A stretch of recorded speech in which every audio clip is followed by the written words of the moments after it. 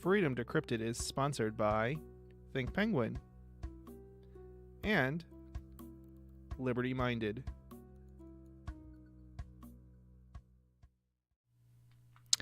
You are watching Freedom Decrypted, streaming live from our Keene, New Hampshire studio. This is Christopher Wade. And I'm Rich Paul. Welcome. So we're starting a few minutes late here, it looks like. Sorry about that.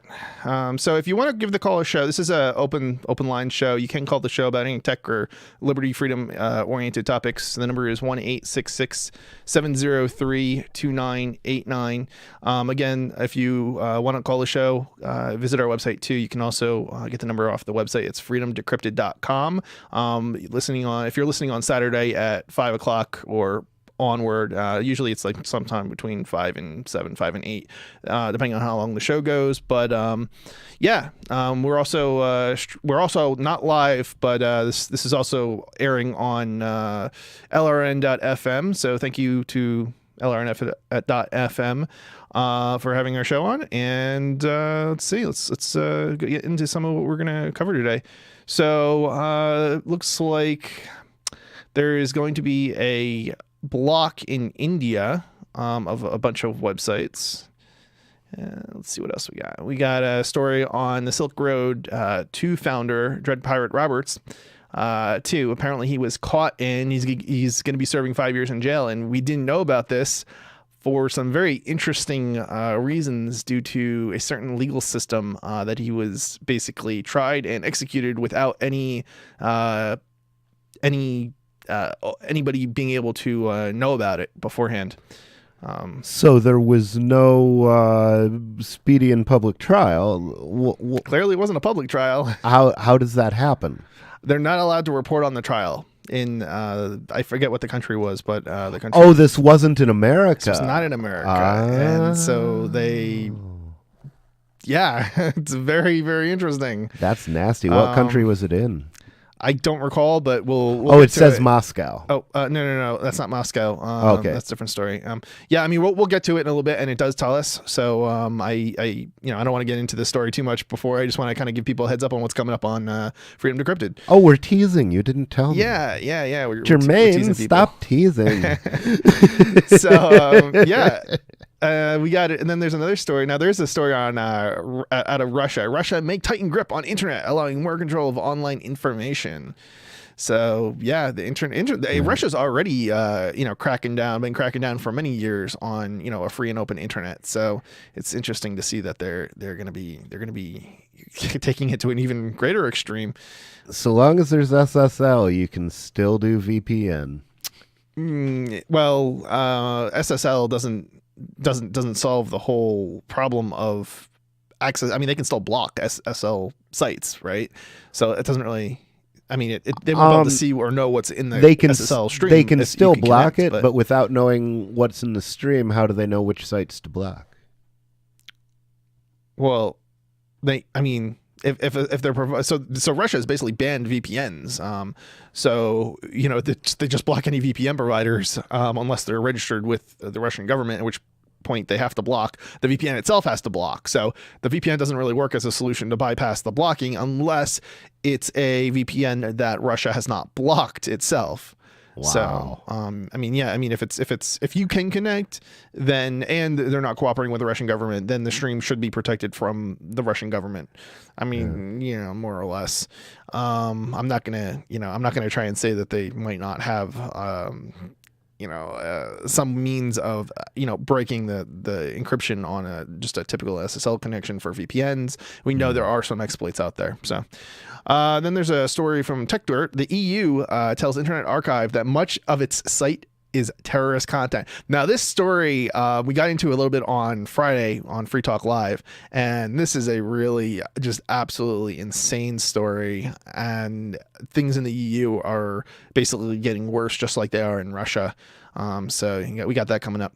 And then there's a story from Torrent Freak about Starz, and Starz doesn't like news about leaked TV shows. But this is more censorship. These are U.S. laws. So they take down a Torrent Freak tweak about piracy, not containing piracy. So it's not a, it's not a, even if you agree with copyright, I mean, this is not an issue of copyright violation. This is an issue of talking about copyright. Yeah. So it's has blatantly CNN not covered that story, or CNN? I know this a story actually got coverage outside of Torrent Freak. I think Boeing covered the story as well. I noticed on Slashdot. Boeing, the airplane company. Maybe I'm not pronouncing the name of the source correctly, but yeah, it's something like Boeing or something. Boing. Yeah, that might be it. Something like that. Oh, yeah, Boeing. That sounds more reasonable. Does that sound like a news source? It's a pretty big news outlet, I think. So you would have heard it if if you're into technical stuff, probably.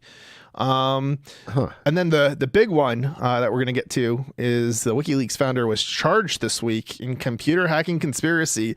But oh boy, does this this is so much more complicated.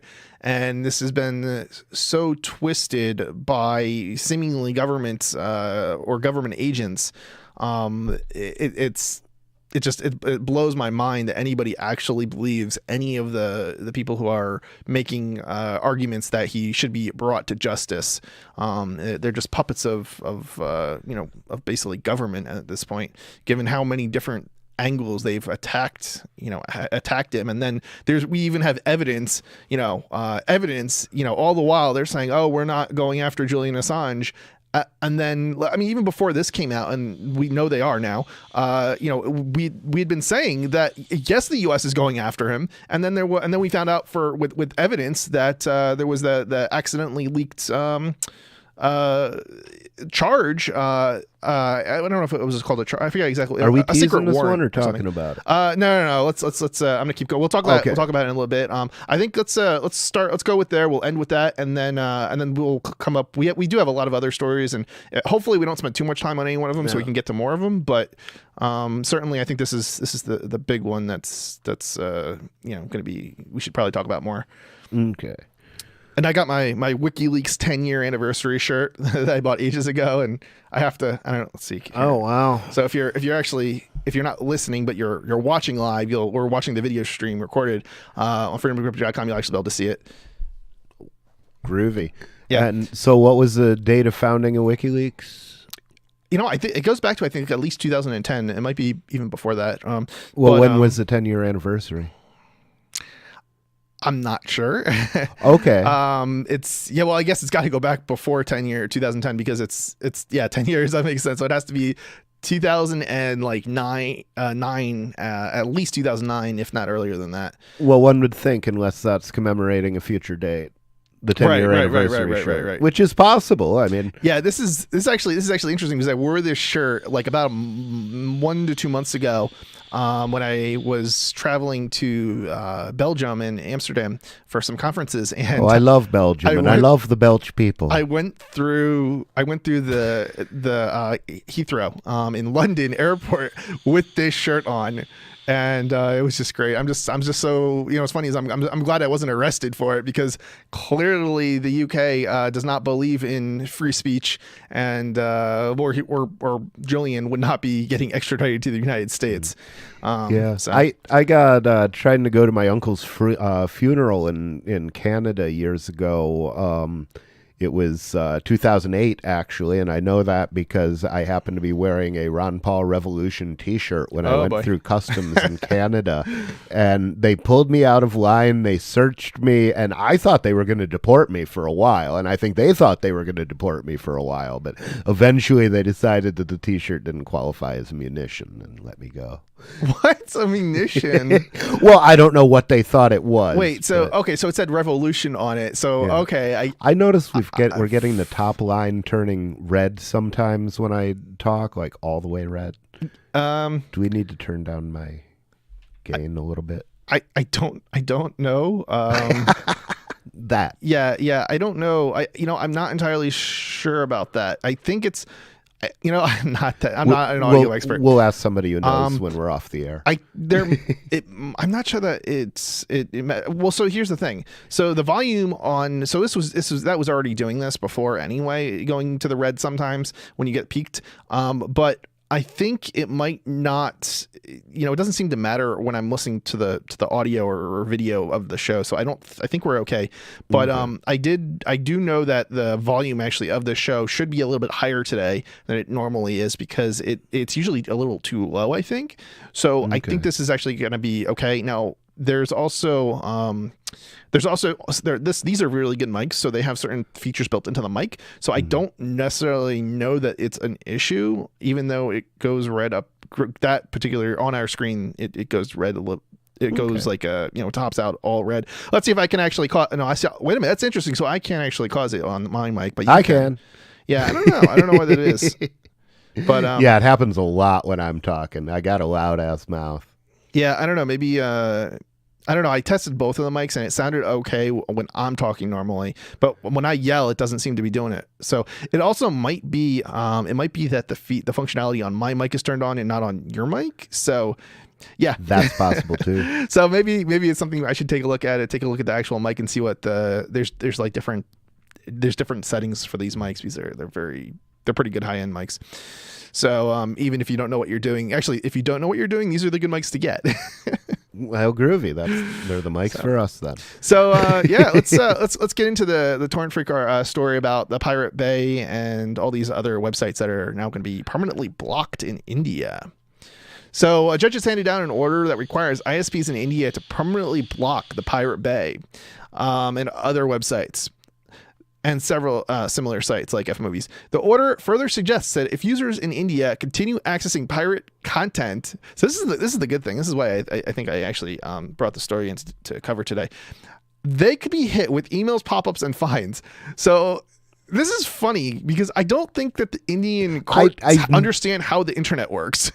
Yeah, well, also the interesting question is, I think this is the first time that spam has ever been threatened as a punishment. You're gonna be hit with emails. They're gonna spam you to death. Is that the plan? I don't know. Let me continue reading here. So we'll go into the story a little bit. Website blocking on copyright grounds has been going on for some time in India, mainly via so-called John Doe orders, where large numbers of websites are blocked temporarily to protect various new movie releases. As highlighted last year, however, rights holders have been looking for a more permanent solution. Final solution to software or to media pirates. Yeah. Going back and forth to court is an inefficient process, particularly when the same key pirate sites are often in the thick of the action.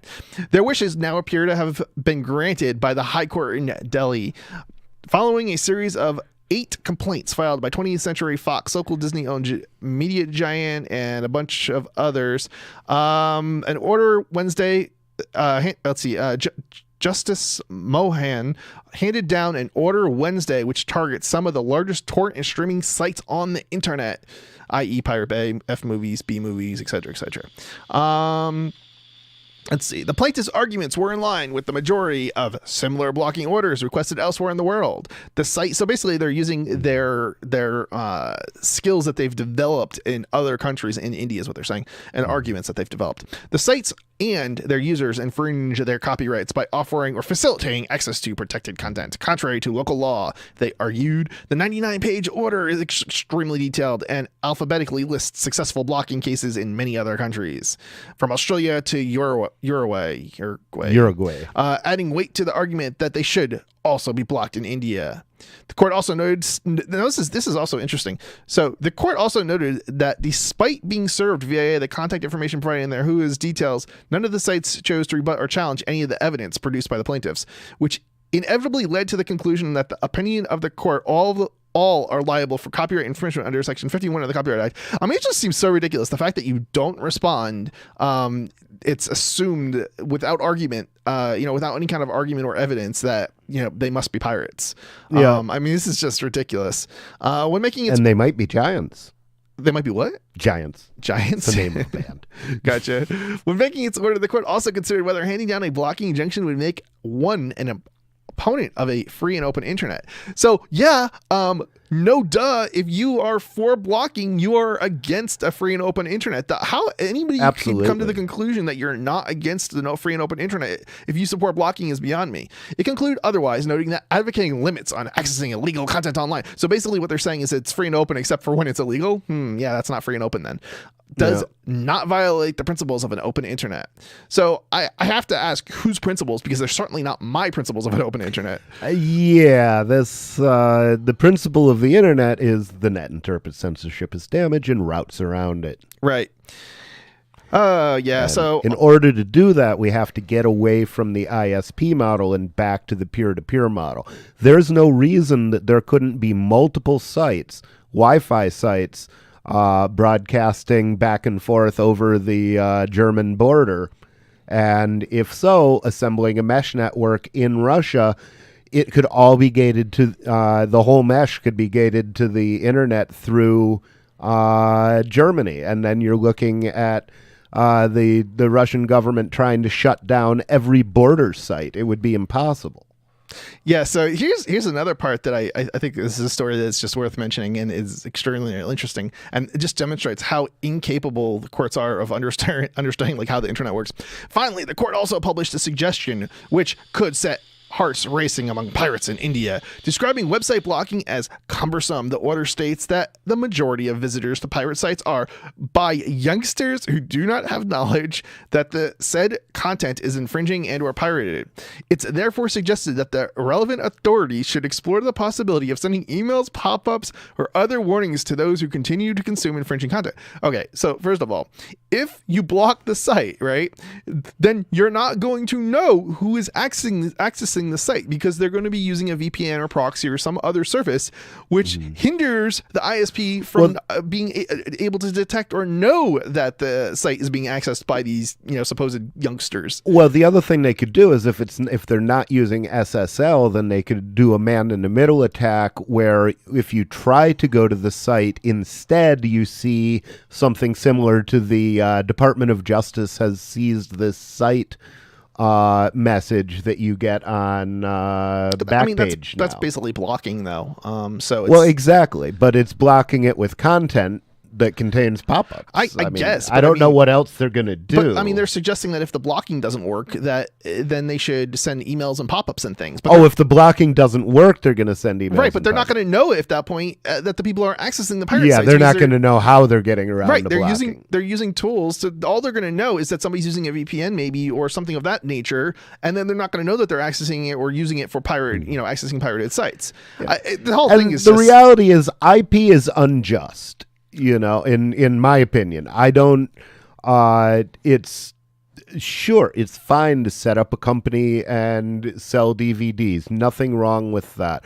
But once you have it, you should be able to do what you want with it. And would media producers maybe make less money under that system? Well, yeah, they would. There's no reason that actors should be, the richest people in a society. That's crazy, And if you look at, actors or media moguls, that I don't see why that really needs to be a thing. So if they make less money without copyright, then that's not going to bother me. I think copyright violates very fundamental principles of a non-aggression principle. For those who aren't aware, that's what basically a principle libertarian would talk about. And basically, it means that you shouldn't use violence against others for political or social agendas. So, for example, you might have an agenda to promote, creative content. Mm-hmm. The problem is that if you go and you use the state to, force other people to pay you, that's the use of violence to achieve your agenda. And so that's exactly what copyright is. Mm-hmm. So it's using the state to achieve an agenda using violence, basically, and so it's something that I wouldn't support, and I don't think anybody else should support. Now, I want to make a distinction here because this is a tech show, and I do support free software. There's a difference. Absolutely. There's a difference between free software as a philosophical concept and utilizing government because free software is actually basically it's a hack on copyright. So it does what copyright was the argument for copyright was supposed to do, which is basically to promote the arts and sciences for the public good. And copyright doesn't really do that, but free software actually, from a principled perspective, actually does do that. And so because you're specifically entering into a compact that you're not going to stop other people from using your code. Yeah, exactly. And and it basically gives people some level of protection that they won't get they won't have violence used against them, presumably because because of the license. But anyway, you don't need those licenses if you don't have copyright in the first place. So there would be no software licenses, which good. Right, there would be no software licenses. So any code that you released would then be usable by any other party for any other reason. And if you want to maintain trade secrets, you can do that. Here's how you do it. You write the code and you run it on your own server. And you run it as a web service, so people can ask it questions and it can give the answers, but you don't disclose the code. Look, it's this is interesting. So it's kind of interesting. So really, getting rid of copyright doesn't get rid of proprietary software. It doesn't get rid of digital restrictions. No, Facebook is proprietary software, and copyright is pretty much irrelevant to it. The GPL and other free software licenses don't exactly get rid of proprietary software either. So I don't. No, well, eventually they will hopefully enable us to outcompete, because they can't use our library code and we can. So eventually, if the free software movement continues to move, it should become so much more efficient than the commercial software industry that the commercial software industry, as it's currently formulated, can't keep up. So I mean, one of the arguments for like the GPL is that it can, I mean, theoretically, it could be used to prevent somebody who's writing proprietary software from using that code.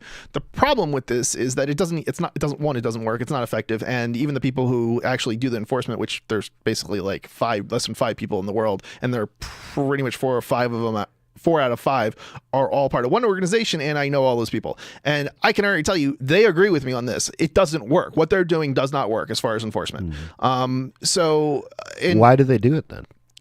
Why not just ignore the free rider problem? The question is, so I think, and I guess I've already said the answer. Yeah, they want it to be a competitive advantage, but if it's not working out for them, then they should stop spending money on it. Yeah, it's so different licenses have different objectives, and obviously one of the objectives of the GPL, for example, is to ensure that anybody who takes the code and uses your code is basically also going to release the sources or any changes that they make if they distribute that code or distribute a binary. Okay, so it's the objective is good, but in the legal from the legal perspective and practice, the practical legal application is we don't have the resources, we don't have any of the things that are needed to actually make it copyright like work from a philosophical standpoint anyway. So the question is, how can you be more effective at getting people who use your code to also release your code? Because the reality is we just don't have the means, even with the law behind us, to achieve those objectives. And so it's been, I think we've been just as effective at getting code released purely based on social and other means of, oh, hey, let's go and talk to, XYZ at company, and it's not to say that most of the time it doesn't work, right? But it's at least as effective, if not more effective than, and this is with proprietary code, by the way. Okay. So we're getting companies to release code that's proprietary under like free software licenses. And if that's more effective than having copyright in the first place, we're better off getting rid of copyright. And we should be insisting on getting like the firmware for our boards in source code. Right. I don't think we need, philosophically, I don't think we really need to have any kind of law for people to hold free software philosophically. I don't think we need to have any kind of law to back it up, right? Like you can have principles. Like I can say, I will not use your code and then distribute a binary that doesn't also release any changes I make to the sources, that I don't also release that. Like I can still have that principle and philosophical position even without copyright. And so I don't think the free software. Although you can alter just about any free software, like you can't modify GCC and release the software. But what you could do is run a modified GCC and tell people, upload your source file, we'll send you back an object file. In which case nothing in the because you're just running the software, you're not distributing it. Nothing in the the GPL is going to stop you from doing the that. GPL license doesn't prevent you from changing code and using it yourself. It's only when you distribute a binary that you would then have to offer or release the sources for the changes that you made to that GPL program.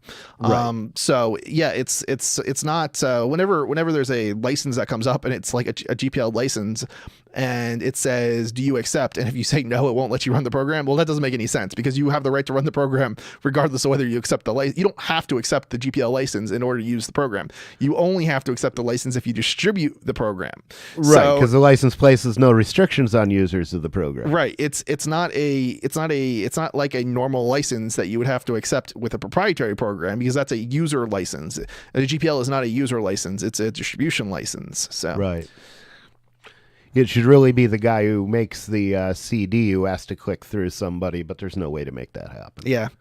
In the event that the warning is not heeded to and the viewers, subscribers continue to view, access, or download the infringing pirated content, then a fine could be levied on the viewers, subscribers. How is that supposed to work when you don't even know who the viewers or the subscribers are because you've blocked the sites in which they're subscribing and viewing?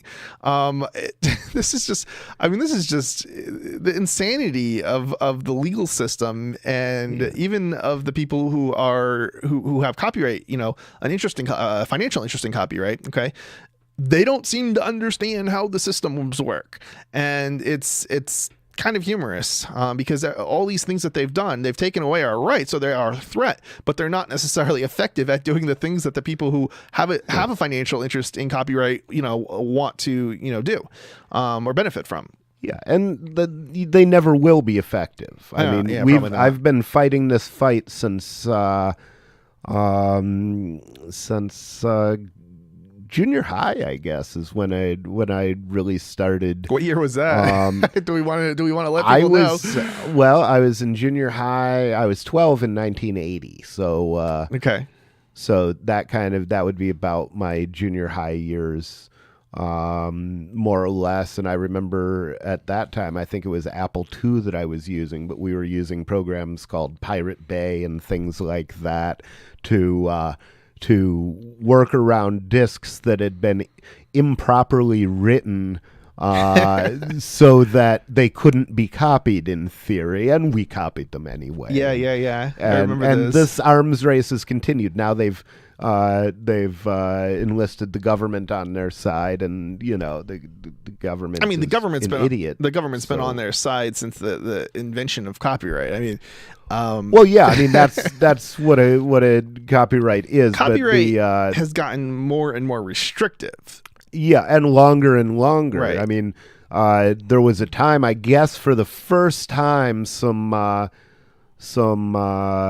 copyrights actually expired and some stuff entered the public domain like last year or 2 years ago, but that's the first time in my lifetime that anything has entered the public domain because they keep making the term of copyright longer and longer. Yeah, it's unbelievable, but in the United States, copyright was originally 7 years by default. So yeah, and that's much more reasonable. A 7-year copyright wouldn't bother me nearly as much as these permanent copyrights, where the quid pro quo is for copyright is supposed to be that your stuff drops into the public domain. And if it doesn't drop into the public domain, then you're getting the service of having government maintain a monopoly for you without even paying for it. Yeah, I don't know that I can't support copyright, period, but I will say that I would be behind a bill that reduces the length of copyright, if that makes any sense. Yeah. Just because it makes things a little bit better, but I certainly am not going to support copyright. And this show, for those who don't know, is I don't support copyright, but making it shorter would make it less bad.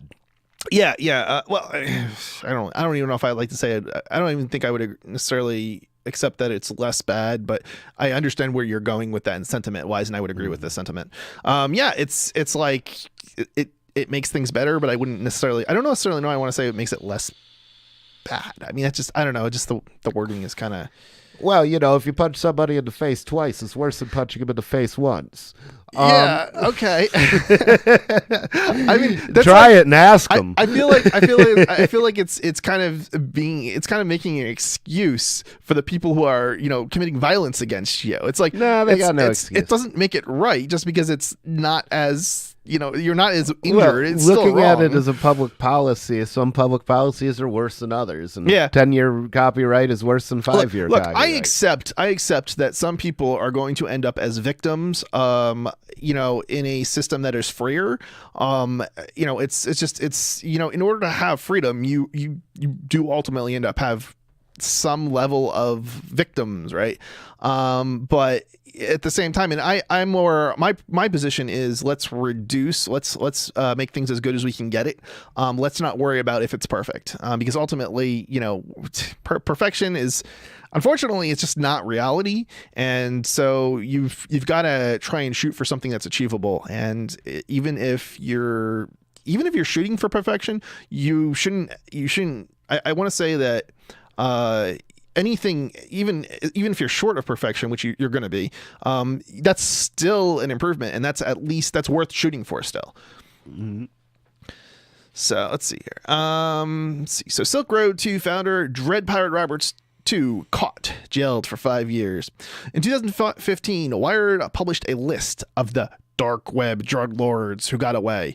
It's so interesting, the number of different crimes that certain people are getting accused of. It seems like they didn't really have, and I'm not even talking about this particular case, but it seems often that they don't really have a real case against somebody, so they just throw and I guess this is kind of standard operating procedure, but they just throw everything against a wall and see what sticks, even if there's not really any evidence for that.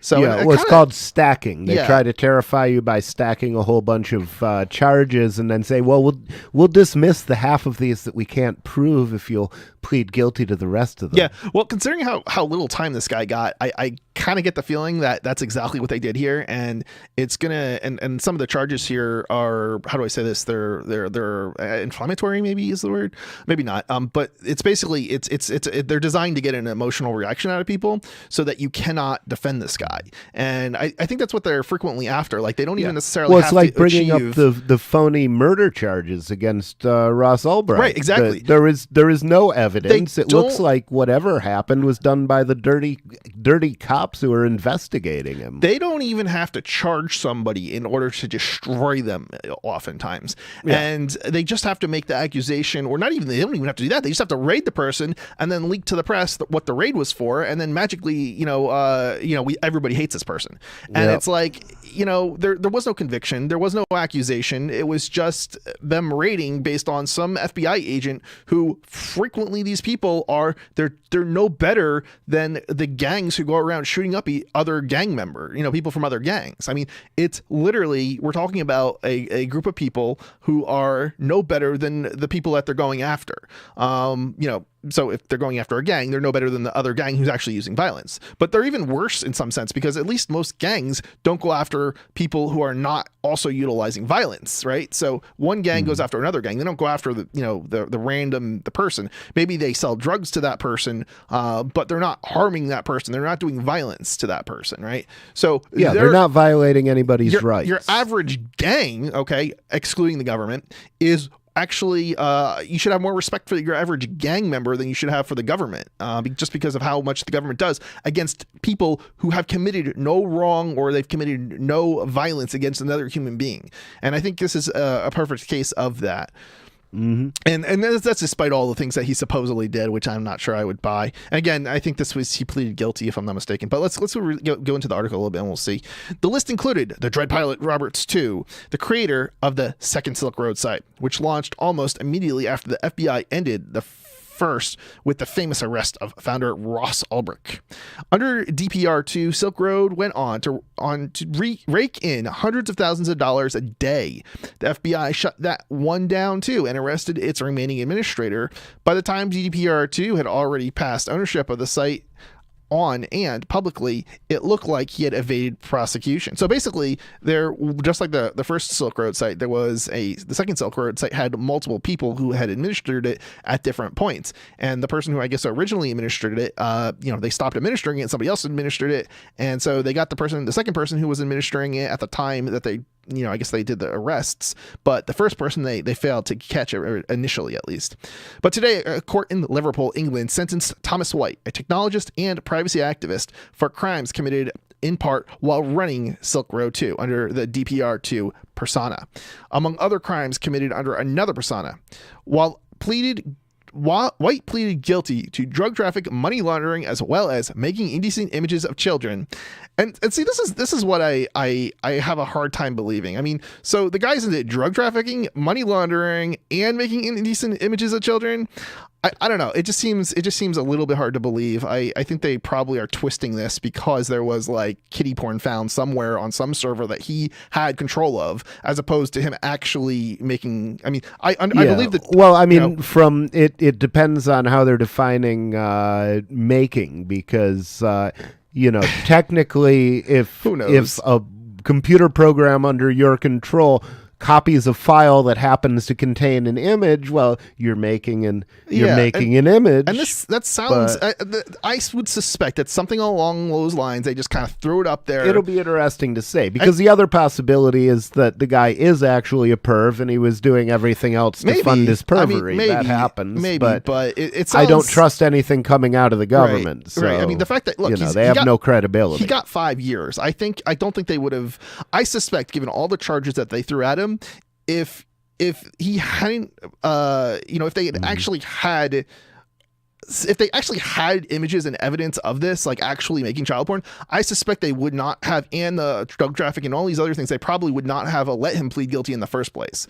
That's my suspicion. Well, I mean, they take guilty pleas on all charges. True, but I guess I would say they might not have given him. I don't think they would have given him 5 years. But it's hard to say. I mean, we have people in America. We don't know how well connected the guy was, and we have people in America, notably cops, who will rape people and get probation. So who knows? One of the things that I would also be highly suspected of is that he pleaded guilty to drug trafficking. But did he actually do any drug trafficking as opposed to just operating the website? There's a difference between operating our website and drug trafficking, and they're gonna basically say he was doing drug trafficking because he operated the website, even though he never actually trafficked any drugs. Really, he didn't ship any drugs. Operating the website would be considered conspiracy to traffic. But there's drugs, a difference between. There's also a difference between conspiracy and actual drug trafficking, right? So even if you conspire to drug traffic, but you don't actually traffic, it's not the same thing. But they're going to twist the words and make it sound like he's a drug trafficker or a murderer, or whatever, even though that's not actually what happened. Yeah. He was sentenced to a total of 5 years and 4 months in prison. White's arrest took place in November 2014, but the case has remained large, and this is another disturbing thing. The case has remained largely under wraps because of the UK's strict court reporting rules, which prohibit journalists from covering some cases before they're concluded. Basically, they don't want to have people protesting the case and saying, "Hey, you guys are going after an innocent person." They want to cover it up. Right. They want to make it a fait accompli, because then you don't. Who's going to go out and protest that? Exactly. This is to stop suspects from facing a trial by media.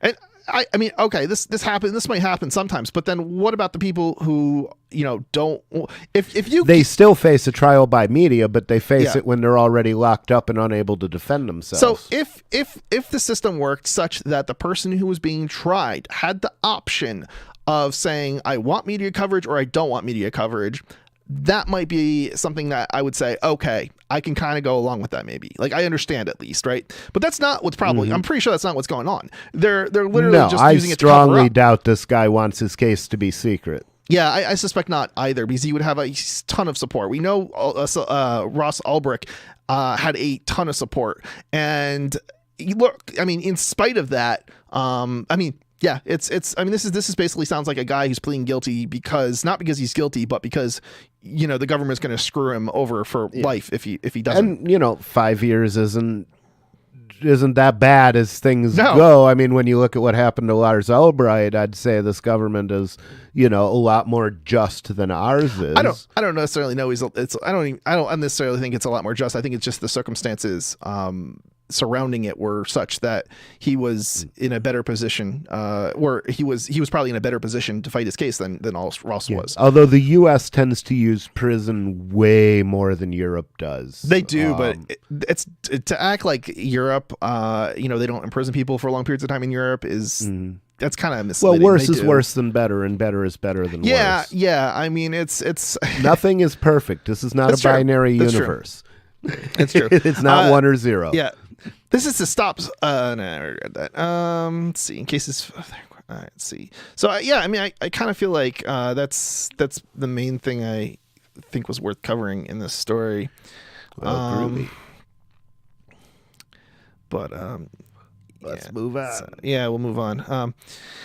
There probably was. There was. Let's see. There was. Was this? No, this was not WikiLeaks. So we haven't. Quickest way is to reach out and hit Control W. That'll just kill a tab and give you the next cut the page. Yeah, I don't want to do that though because I want to save I want to be able to know what I covered in the store for the blog post. Oh, good of point. The show. Good point. So this is a story from USA Today. Russia may tighten grip on internet, allowing more controls of online information. Russian lawmakers approved a bill on Thursday that would expand government controls over the internet and whose opponents fear heralds a new era of widespread censorship. The bill would install equipment to route Russian internet traffic through servers in the country. That would increase the power of the state agencies to control information and block messaging applications, while users would find it harder to circumvent government restrictions. Backers of the bill say it's a defense measure in case Russia is cut off from the internet by the United States or other hostile powers. So in some respects, I do think it's a wise idea to have infrastructure within your own country to solve problems, but also I would say it's important to have decentralization as well. So you're not left basically to anybody else's control, whether it's the United States or your own government for that matter. In the case of Russians. A lawmaker who backed the bill told the Associated Press that Russia could cooperate with ex-Soviet countries on the RunNet, where news from critical Western media was restricted. So, and this is the scary part about this. They're doing the reasons they're doing it is for censorship. Right. For the same, I would object to this for the same reasons that I would object to it, anywhere. There's a certain group of people who want all of their news to be a certain way, and generally this is governments, but and they can't handle the fact that there may be opposing viewpoints. See, I think it will benefit Russia in the long run that they're doing this, because I think what's going to end up happening is that engineers in Russia who don't want to be censored are going to set up alternate routes to the internet. And if you're not going through Russian ISPs, what Russia tells its ISPs to do don't matter. Talk directly to a satellite if you have to. Let's float a satellite so they can talk to it if we have to. Yeah, I mean, I certainly think it's a good idea to develop mesh networking Not the government, but somebody, maybe SpaceX or somebody could float them a satellite so they could. Yeah, it's unfortunately extraordinarily complicated to, I think, actually make work, and it's one of those things that are we need to try and go there. A mesh network, or just not just mesh networking, but like more decentralized internet connectivity, especially when we're talking about over long distances. So especially if they're not centralized to some degree infrastructure or government controlled infrastructure or commercially funded infrastructure. That government controlled infrastructure though would be a disaster. It's already been a disaster for this current. So the whole point is to create a non-government controlled infrastructure, and that's right. The point of mesh network. And I think you're right. It has been a disaster, and it has been in part because of government and bureaucrats and things and politicians. But at the same time, it's one of those tasks where we're also working against government agents, right? So or governments. So and just to give you an example, the governments have locked down wireless router firmware. So how do you, if you don't have the sources for the firmware, how do you go about improving and developing the technology that the companies who design the chipsets do not have a financial interest in developing, because that's not a market that's big enough for them to basically improve the software themselves. So the best thing that you can do if you don't have the sources to the firmware is replace the firmware with firmware that you do have the sources to. So and that is there are open firmware projects for a lot of devices. But you have to still have the sources for critical like hardware components and things like that. And reverse engineering is a much more difficult and expensive task than anybody could possibly imagine. And unfortunately, we don't have the support from the tech world, unfortunately, to redo the reverse engineering from a financial perspective. I mean, back in the day, I was talking about the how we used to copy software back in the day. I mean, back in the day, you would go into a piece of software, you would know enough assembly language to be able to figure out what the machine code is doing, and you would change you would find an instruction like a JNE or a JE and change it from JE to JNE or change it from JNE to JE. And that means jump not equal and jump equal after a comparison. And, if you switch that, then anything but the proper product key will open the software. Right. So that's here's the thing with that. Okay, so there's a heck of a big difference between reverse engineering a decryption key, for example, like cracking a DVD encryption, like DECSS, for example, or hacking a program so it runs even despite the fact that you didn't enter the password or the license key, for example. There's a huge difference between that and trying to reverse engineer like a Wi-Fi chipset, for example. Just to give people an idea, it's going to take roughly 4 years of a reverse engineer. And there's not a whole heck of a lot of reverse engineers that could do this, but it would take about 4 years to accomplish it for the basically Wi-Fi chipset with the smallest firmware, okay? Smallest amount of proprietary firmware involved. So if it's going to take 4 years for a full-time developer, I mean, you're probably looking at something like $400,000. Are the other chips on the board not documented? Do people not know what the firmware is supposed to do? Yeah, no.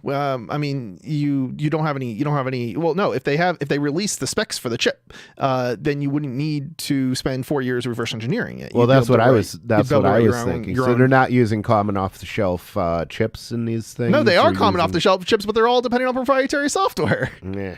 So.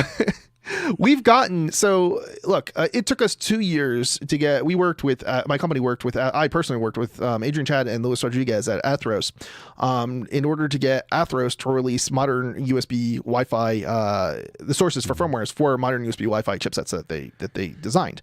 And so why not just make Wi-Fi hubs out of Raspberry Pis? Well, first of all, Raspberry Pi's got all sorts of proprietary components in them.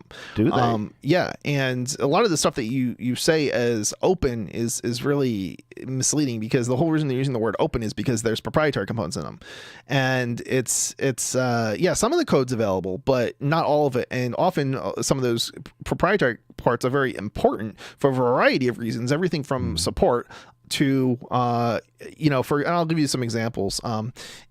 You end up running into there's a bunch of different issues that you'll run into depending on there's different issues, but okay, well, take the words Raspberry Pi out of it. What prevents you from building a micro ITX board with a processor and some memory and a couple of Wi-Fi things and just don't have that in firmware? So it's not to say it's impossible, but just to give people an idea, I mean, we've spent over $500,000 to design and manufacture, with the help of supporters, devices that are not dependent on any chips that are dependent on proprietary components, right? So it's not to say it's impossible, but you also are going to be spending a lot of time and many years to do it, and it's not necessarily going to be, the output is not necessarily going to be competitive, which means that the market potential is low, which means it just becomes this near impossible task to pull off. Again, it's not to say it's I think I could build a router out of an old desktop computer very quickly. Well, sure you could, but there's proprietary components in those desktop computers too. Like and I'll give you an example of why this is such a bad thing. Okay. Let's take NVIDIA graphics cards, for example. Now, NVIDIA graphics cards, well, actually, NVIDIA graphics cards aren't really a good example. Let's say take AMD graphics cards, maybe that might be a better example. So you've got some of the sources for the AMD drivers, but you don't have a complete set of sources. At some point, when AMD decides to stop releasing newer versions, and you go to upgrade to a newer release, whatever acceleration, graphics acceleration that was offered by that driver is going to no longer work anymore. And we know that companies like NVIDIA with the proprietary drivers, absolutely we had the same problem. So when NVIDIA does do this, they discontinue their older support for their older graphics chips. You cannot install the older graphics driver on the newer versions of the newer operating systems. So what you end up having is if you go to upgrade, then you end up losing support for example, graphics. And that's not the only problem that you run into, but you'll also run into problems like... There's no reason your router has to run the newest Linux. I mean, you can run an old Slackware and route. It's not to say as long as it has to, but it's certainly...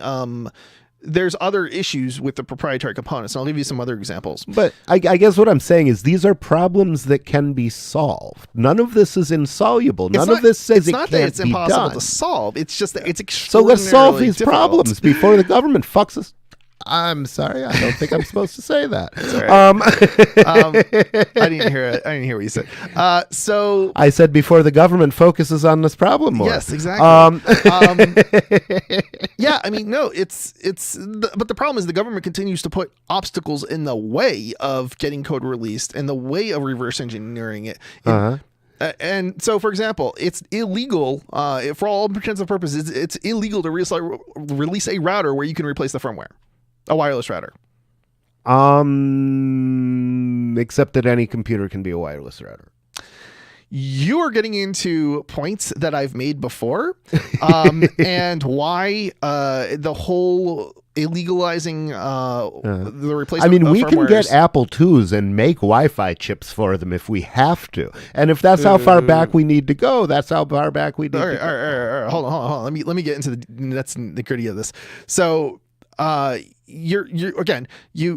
we already have wireless chips on the 5 gigahertz spectrum, where we have a complete set of source code for the firmware. Okay. So with those chips, you can already take a computer and set up and make your computer into a wireless access point. You are absolutely right about this. Yes. Okay. So the crazy thing is that the rules that the FCC has put out basically requires every single device that has a Wi-Fi chip with a 5 gigahertz that operates on the 5 gigahertz spectrum. They require it to be locked down technically under the rules. Okay. Or at least it has to not be possible to violate essentially the rules that the FCC has set to operate outside of the approved use. Okay. So basically, effectively for wireless routers, that means that they all have to be locked down.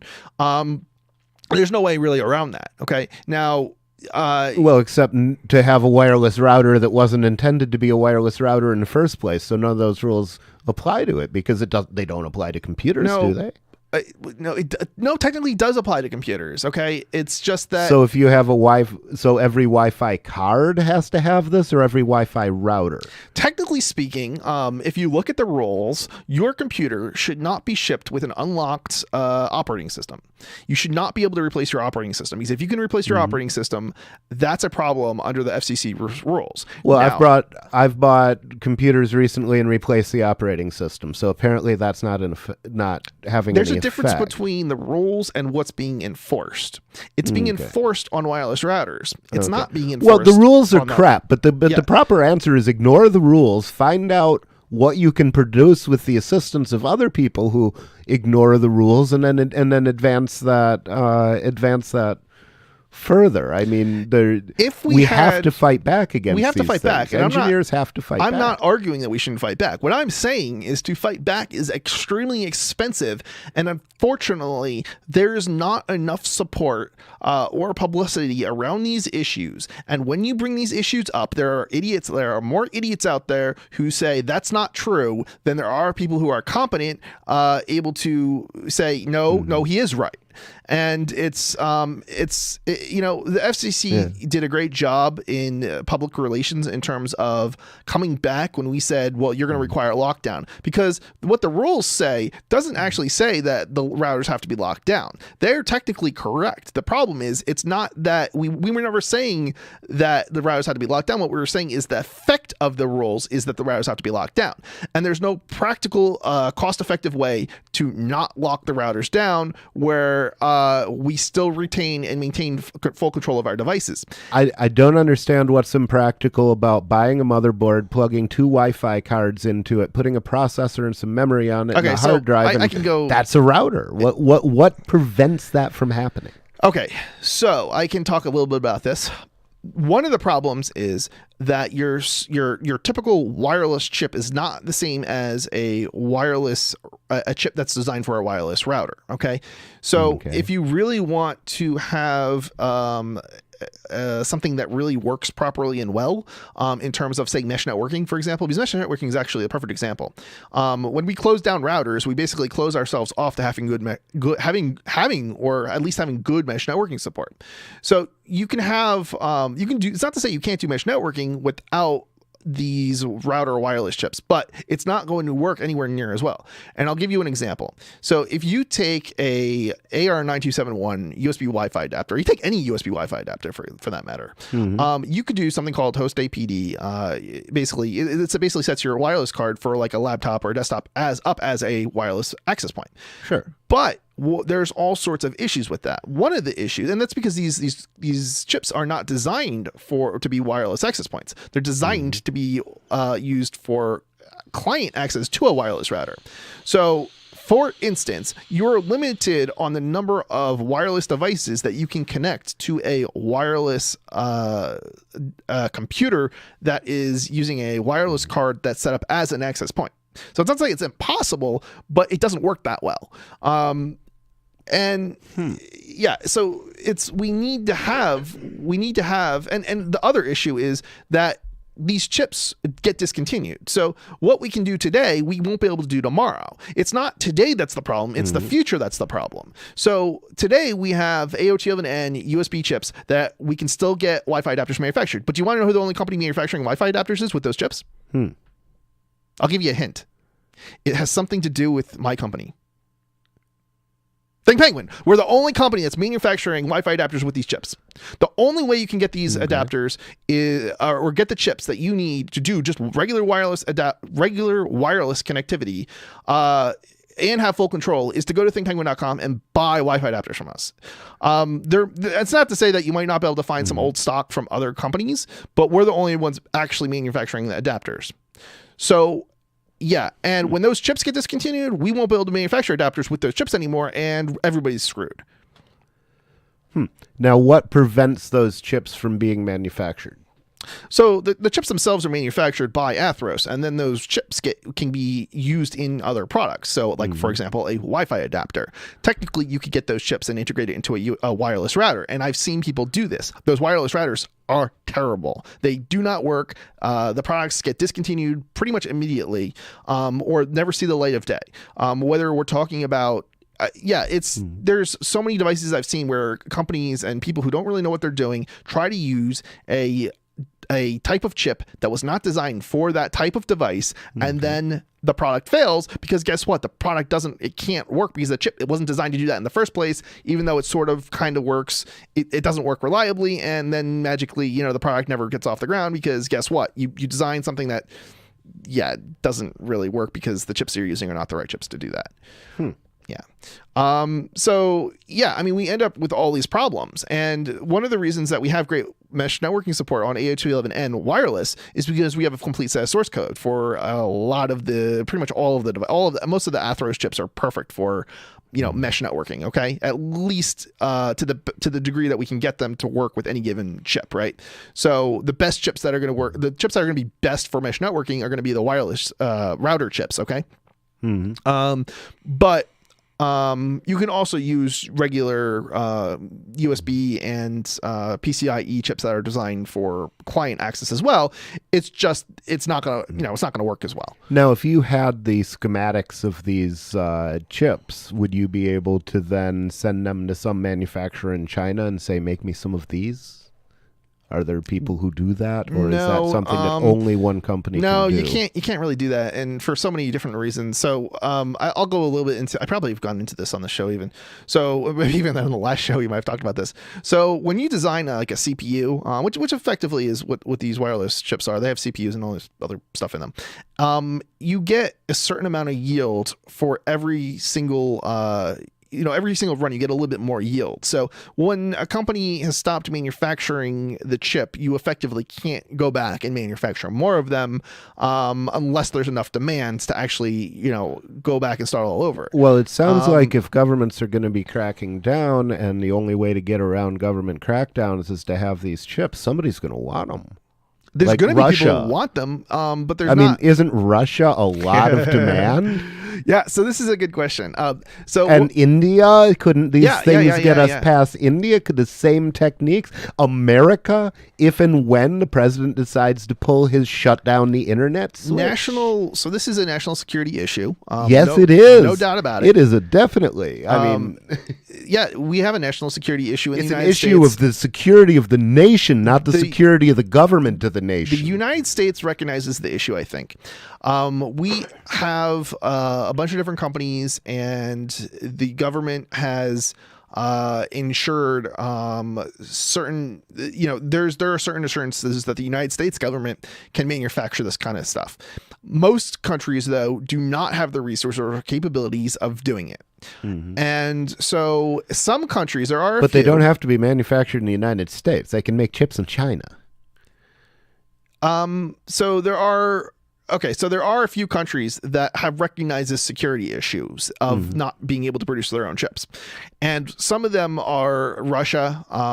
One of them is India. So there are at least a few other countries that recognize that this is a national security issue and have or are working to fund efforts to, get open CPUs and open, different types of chips. The problem is that when a national government the size of India does not have the resources to solve all of the problems, you begin to understand how big of an issue it really is. And India has capabilities. They can build nuclear bombs. And if the challenge is greater, it's seemingly greater than that in order to solve the problem of having to design and manufacture every single chip that you need for a computer in-house in your own country. If it's that difficult, you can begin to grasp the complexity of the problem. There are. How did Steve Wozniak and I guess it was Steve Jobs as well? I'm spacing on their names, but anyway, how did Wozniak and Jobs build a computer in their garage? Are all of the chips they used available still? They're using chips from other companies. They didn't manufacture the chip. They manufactured the board, the motherboards. Okay. Are those chips still available? There's a huge difference between the two. In some cases there are chips that are available that are really, really old. So yeah, and that's what I'm thinking is no matter what draconian things have been put down, there have to be older chips that don't exist, and people still make old style things. Yeah, so sometimes they're using emulation though to do that effectively. So sometimes, and it does depend. There are certain chips, for example, that are still being manufactured because they get used in calculators, right?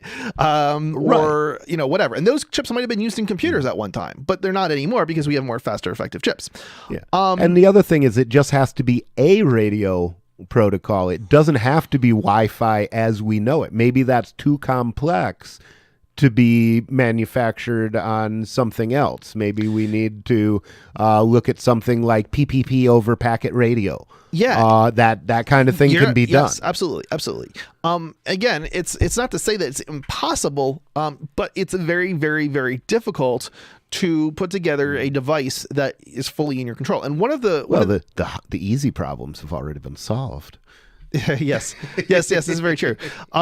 So yeah, the harder problem, and this is one of the things that I've been personally working on for 10 years, basically, trying to get the sources for different chips, trying to solve the problems that are impossible to solve today and have never really been solved. So Yoma 68 is a good example of that. We funded my company funded Yoma 68 for years and years and years, just the development aspect of it, not the manufacturing aspect of it. Okay. And so today we have modular devices where we can design a modular computer, basically, where we can design different types of housings around it. And that's a start. And that solves some of the issues with like low level BIOSes and backdoors and things of that nature, because now we can build devices around a set of chips and chipsets where we do have a complete set source code for, and so on, and we don't have these problems. But the problem is if we cannot get newer chips and the older chips get discontinued, and in many cases they do, we run into problems. And it doesn't matter if we're talking about SoC, system-on-a-chip chips, like CPUs basically, or we're talking about Wi-Fi chips, or we're talking about some other kind of chip or component. If we don't have ones that are available where we have full control over, then we are potentially at the mercy of others, and mostly governments, but potentially hackers and whoever else might have an agenda and be willing to utilize their abilities to do whatever it is that they want to do to you and me and everybody else. So I imagine there's been a lot of progress in the machines that make chips. Is it easier to get the equipment to manufacture? Like, would it be easier to get the equipment to manufacture a 6502 than it would be to manufacture a Pentium? Yeah, okay. It is. There's a heck of a lot more companies that can manufacture CPU. So this is actually an interesting question. So there's actually a lot of foundries out there. More than I realized, but they're not capable of making modern chips. So you can potentially, if you want to make a 50 megahertz chip, oh yeah, you probably have lots of options. You could probably do it. It's probably not even gonna be that expensive. I mean, from a per megahertz standpoint, like cost per megahertz, it's gonna be maybe extraordinarily expensive. But from a, can you do it? Yeah, you can do it. But the other problem is once you've done it, if you have no software to run on it, that's a problem. Right. So you have to keep that in mind as well. So you have to be able to manufacture chips and be able to run, somewhat, modern software on them. And if they're not capable of that, then good luck. I mean, what's the point?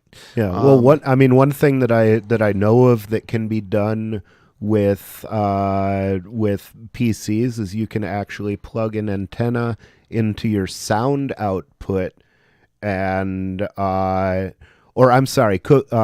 put hook an antenna into your microphone input and actually suck things off the radio waves is my understanding. So I mean, software-defined radio. You can do radio in software if you have to.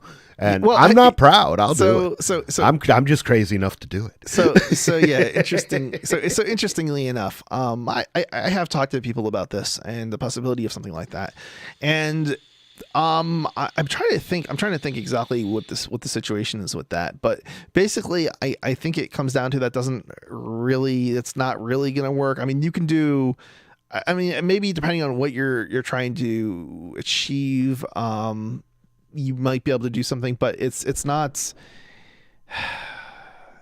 Yeah, you're probably not. I mean, there's a difference between like packet radio when you're talking about sending bytes long distances maybe, and being able to send megabits worth of data long distances, right? Yeah. So one thought that I've had is it would be interesting to send the big packets one way and use a smaller stream to just send decryption keys to go with it, so they can they can look at your encrypted packet, but unless they also are monitoring your key channel, they can't see what's there. There may also be legal things to be concerned about, from a lot of this. And I know you and I might not be too terribly concerned, but the problem is if you want to be able to pull off some of these things, you're going to have to find people of like mind who are willing to break the law, and that becomes a lot harder when there's a lot of developers out there. There's a lot of engineers out there. Well, I shouldn't say there's a lot. There's actually a lot fewer engineers than are developers. But the point I'm trying to make is that you have a shrinking number of people who are going to be willing to get and participate in these types of projects. And I know a lot of them. If you want to talk about reverse engineers, there's really very, very, very few good reverse engineers out there. And yeah, so like, and then if you want to talk about, again, it depends on what you're trying to do exactly, but. Are you able to disassemble the firmware? Get the assembly language source of it? Have you tried just having an assembly language programmer look at it as an assembly language program and see if he could even rewrite it from scratch? Or? So it's, like I said, is that what would be the 4-year process? Yeah, that's okay. So if we're talking about like a modern, I think we're talking about USB, if I recall. If you're looking at the modern USB Wi-Fi chipsets that have come out more recently, the one was it Realtek? I'm trying to think. I'm trying to think of the company that actually made the chipset. But basically, the smallest firmware that would have to be disassembled and analyzed and so forth in order to write our own firmware. Yeah, it would probably take 4 years. That's a guesstimate. It might take longer, but probably minimally 4 years. And that's from a reverse engineer expert who could actually pull it off. Interesting. So now, are incoming connections to Russian servers controlled? What do you mean? You know, like can a random IP address in the United States connect to a random IP address in Russia without going through these? I guess. Are random connections from outside Russia blocked to consumer level Russian computers? Yes.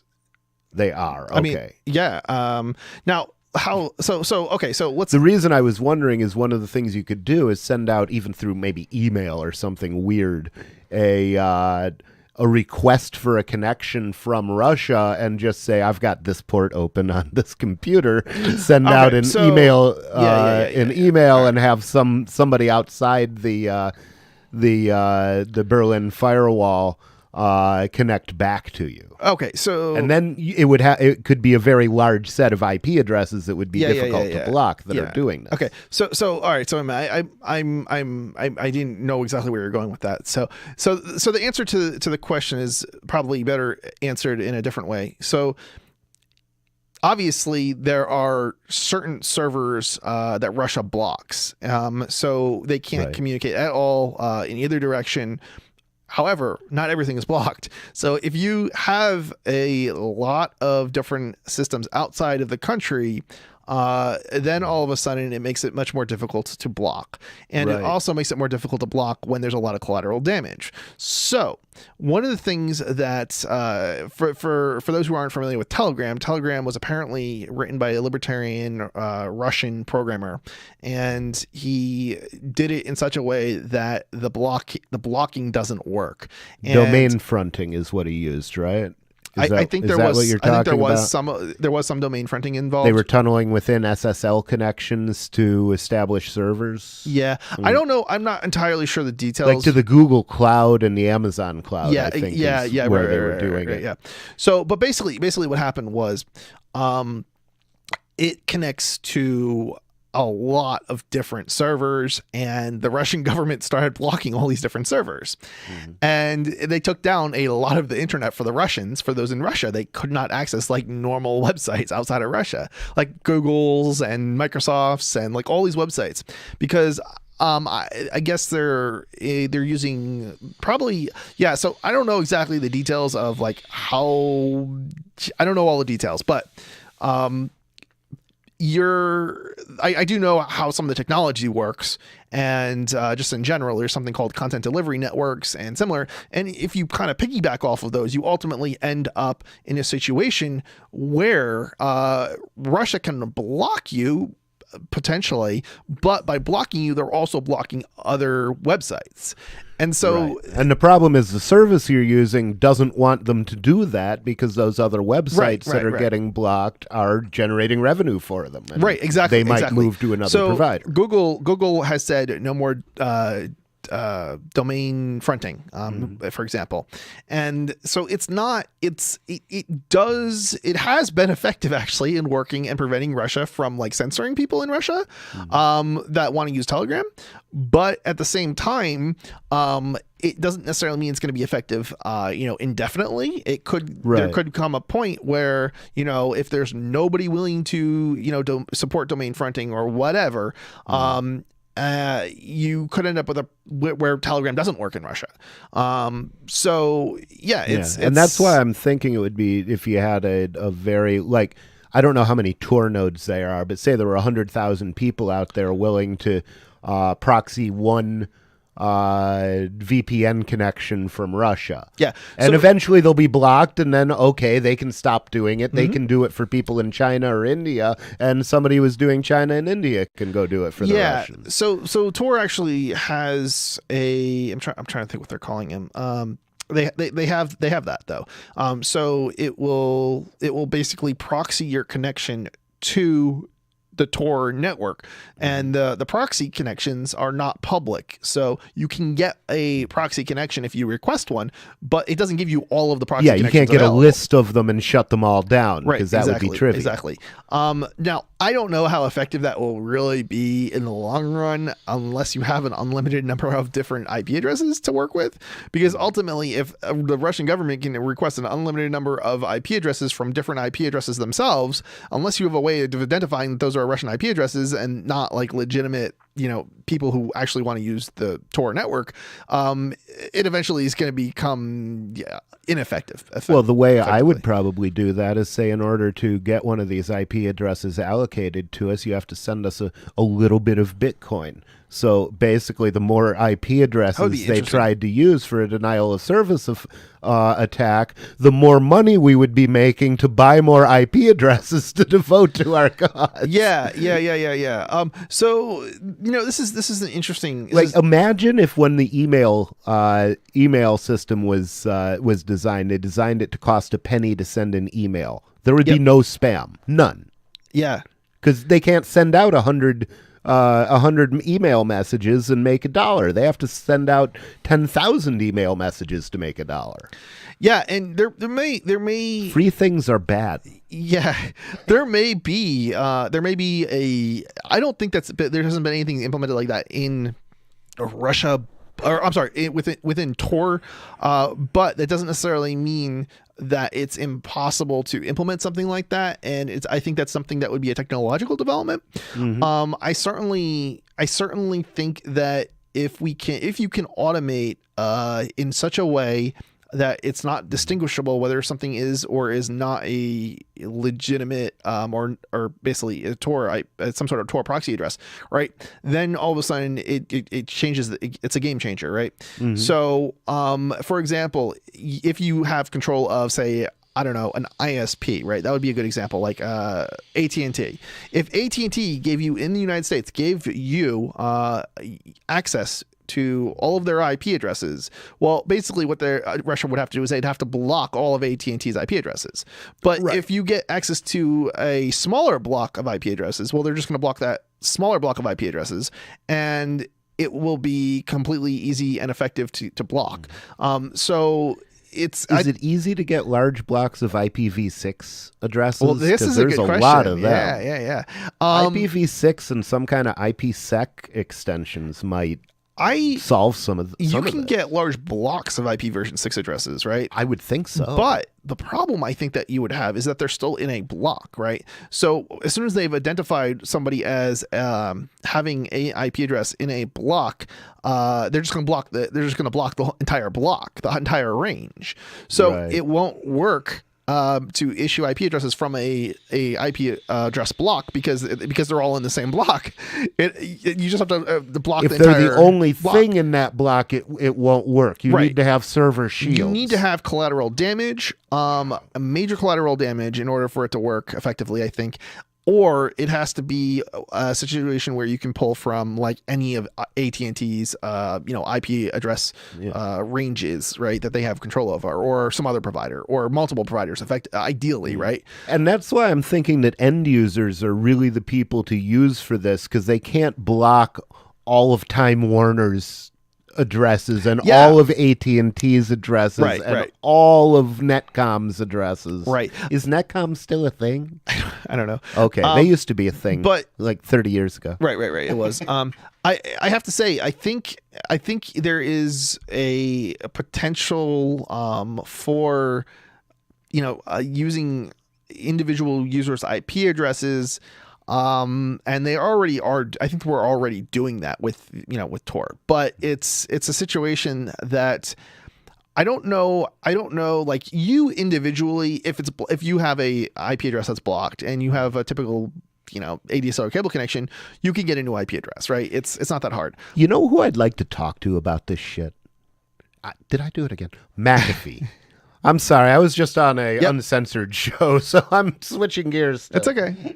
Sorry, it's not like it's pirate radio stations that are pretty much broadcasting it, so it's it's not. Okay. It's not like Look, if you swear on the air on a pirate radio station, people are going to notice that it's a pirate radio station, so it's going to be more likely those radio stations get shut down. If you don't swear, then you're less likely to have those radio stations shut down. So I try not to swear, but again, yeah.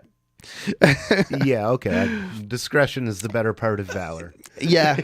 I don't necessarily know that swearing is necessarily something that I think we should be able to swear, but at the same time, I'm not going to look to have our points of distribution shut down. Are we simulcasting through like Twitch and not yet? Are we going to do that? So we've got. I was working on Library for letting people access our shows through that. Unfortunately, I haven't quite got that working yet. I'm trying to resolve an issue with some automation stuff where I upload the show and it gets converted to WebM, and but none of that's working either. Guy? I happen to know a guy who's looking for work. A what guy? A Linux guy, like Linux sysadmin / programmer. Yeah, I can't answer that question at the moment. Well, we'll have that discussion after the show, maybe. Anyway, no, I would say I don't at the moment. I'm not looking for somebody. Okay. But I'm holding my breath because there's certain positions where I kind of anticipate that people won't stick around forever, and certain people have stuck around a lot longer than I would have imagined they would. And so like I kind of expect I should need somebody. Like years ago I should have needed somebody, and so but certainly we do hire. We seem to hire people, not that frequently, but maybe every 1 to 2 years is typical for us. We're a pretty small company, so it's not true. Yeah, and we do have people. Actually, we do have some people. Even more often than that, probably if people switch out, but that's not in our U.S. office here in Keene. So, anyway, let's keep going. So EU, we have a story from EU. Actually, you know what? So coming up after our brief message from our sponsors, we're gonna go into a story from Tech Dirt with the EU getting into censorship. Basically, the EU tells Internet Archive that much of its site's content is terrorist content. Wow. Yeah, the EU is claiming that the Internet Archive basically is hosting lots of terrorist content. Wow. We'd like to invite you to visit freekeen.com. Freekeen.com features audio, video, and blogs chronicling the transition to a voluntary society. Freekeen.com also has comments and discussion forums so you can be heard. Freekeen.com. I should be in Keene, New Hampshire with the Free Staters.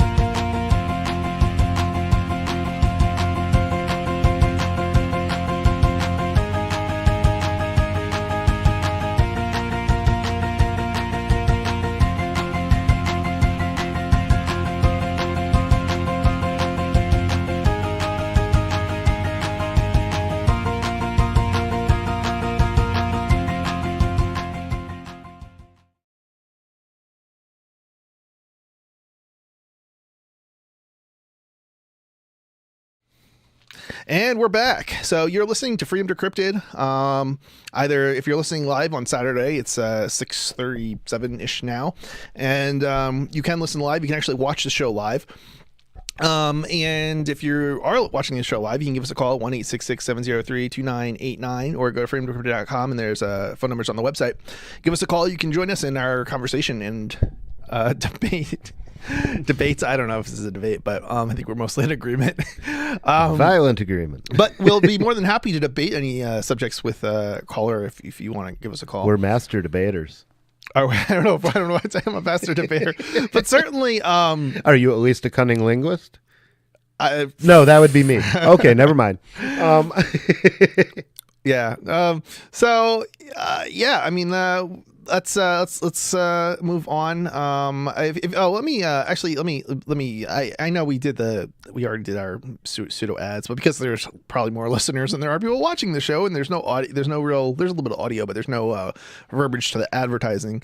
Let me talk a little bit about Liberty Minded. So if you love a great liberty oriented content, check out libertyminded.com for great Liberty t-shirts. And I am not good at this. I haven't even done it in a while. But that might be a thing to pre-record at first. Yeah, I probably should, rather than trying to do it on the spot. And I can't even think of any of the t-shirts that are there. But there's some really great. I know one. So let's see. Facebook. So there's a great t-shirt. It says something about. Let's see. I'm not on Facebook. It says, no, you can't be my friend. I'm not on Facebook. And it says, then under that, it says, it may or may not be related. So, let's see. Somebody's paying you for this? Sorry, I'm Liberty Minded. I'm giving you a hard time. So Liberty Minded is basically Johnson Rice's content, and he was the prior co-host. We're pimping his site for the. Well, we've got Free Talk Live t-shirts. We've got Justin Stollett with a hammer and a Nike symbol, I think. Yeah, that's great. Free Talk Live woven. I got that shirt. Beanies. Oh, the circular reasoning t-shirt's pretty good too. We've got Cop Block. We've got irritating pop-ups. We've got. But you're not reading any of the good ones. Thin Blue Line. Oh, do the information slavery one. Oh, there's a Fedora one too. Actually, the Fedora one's available at thinkpenguin.com as well. Okay. Intellectual property is neither. Yep.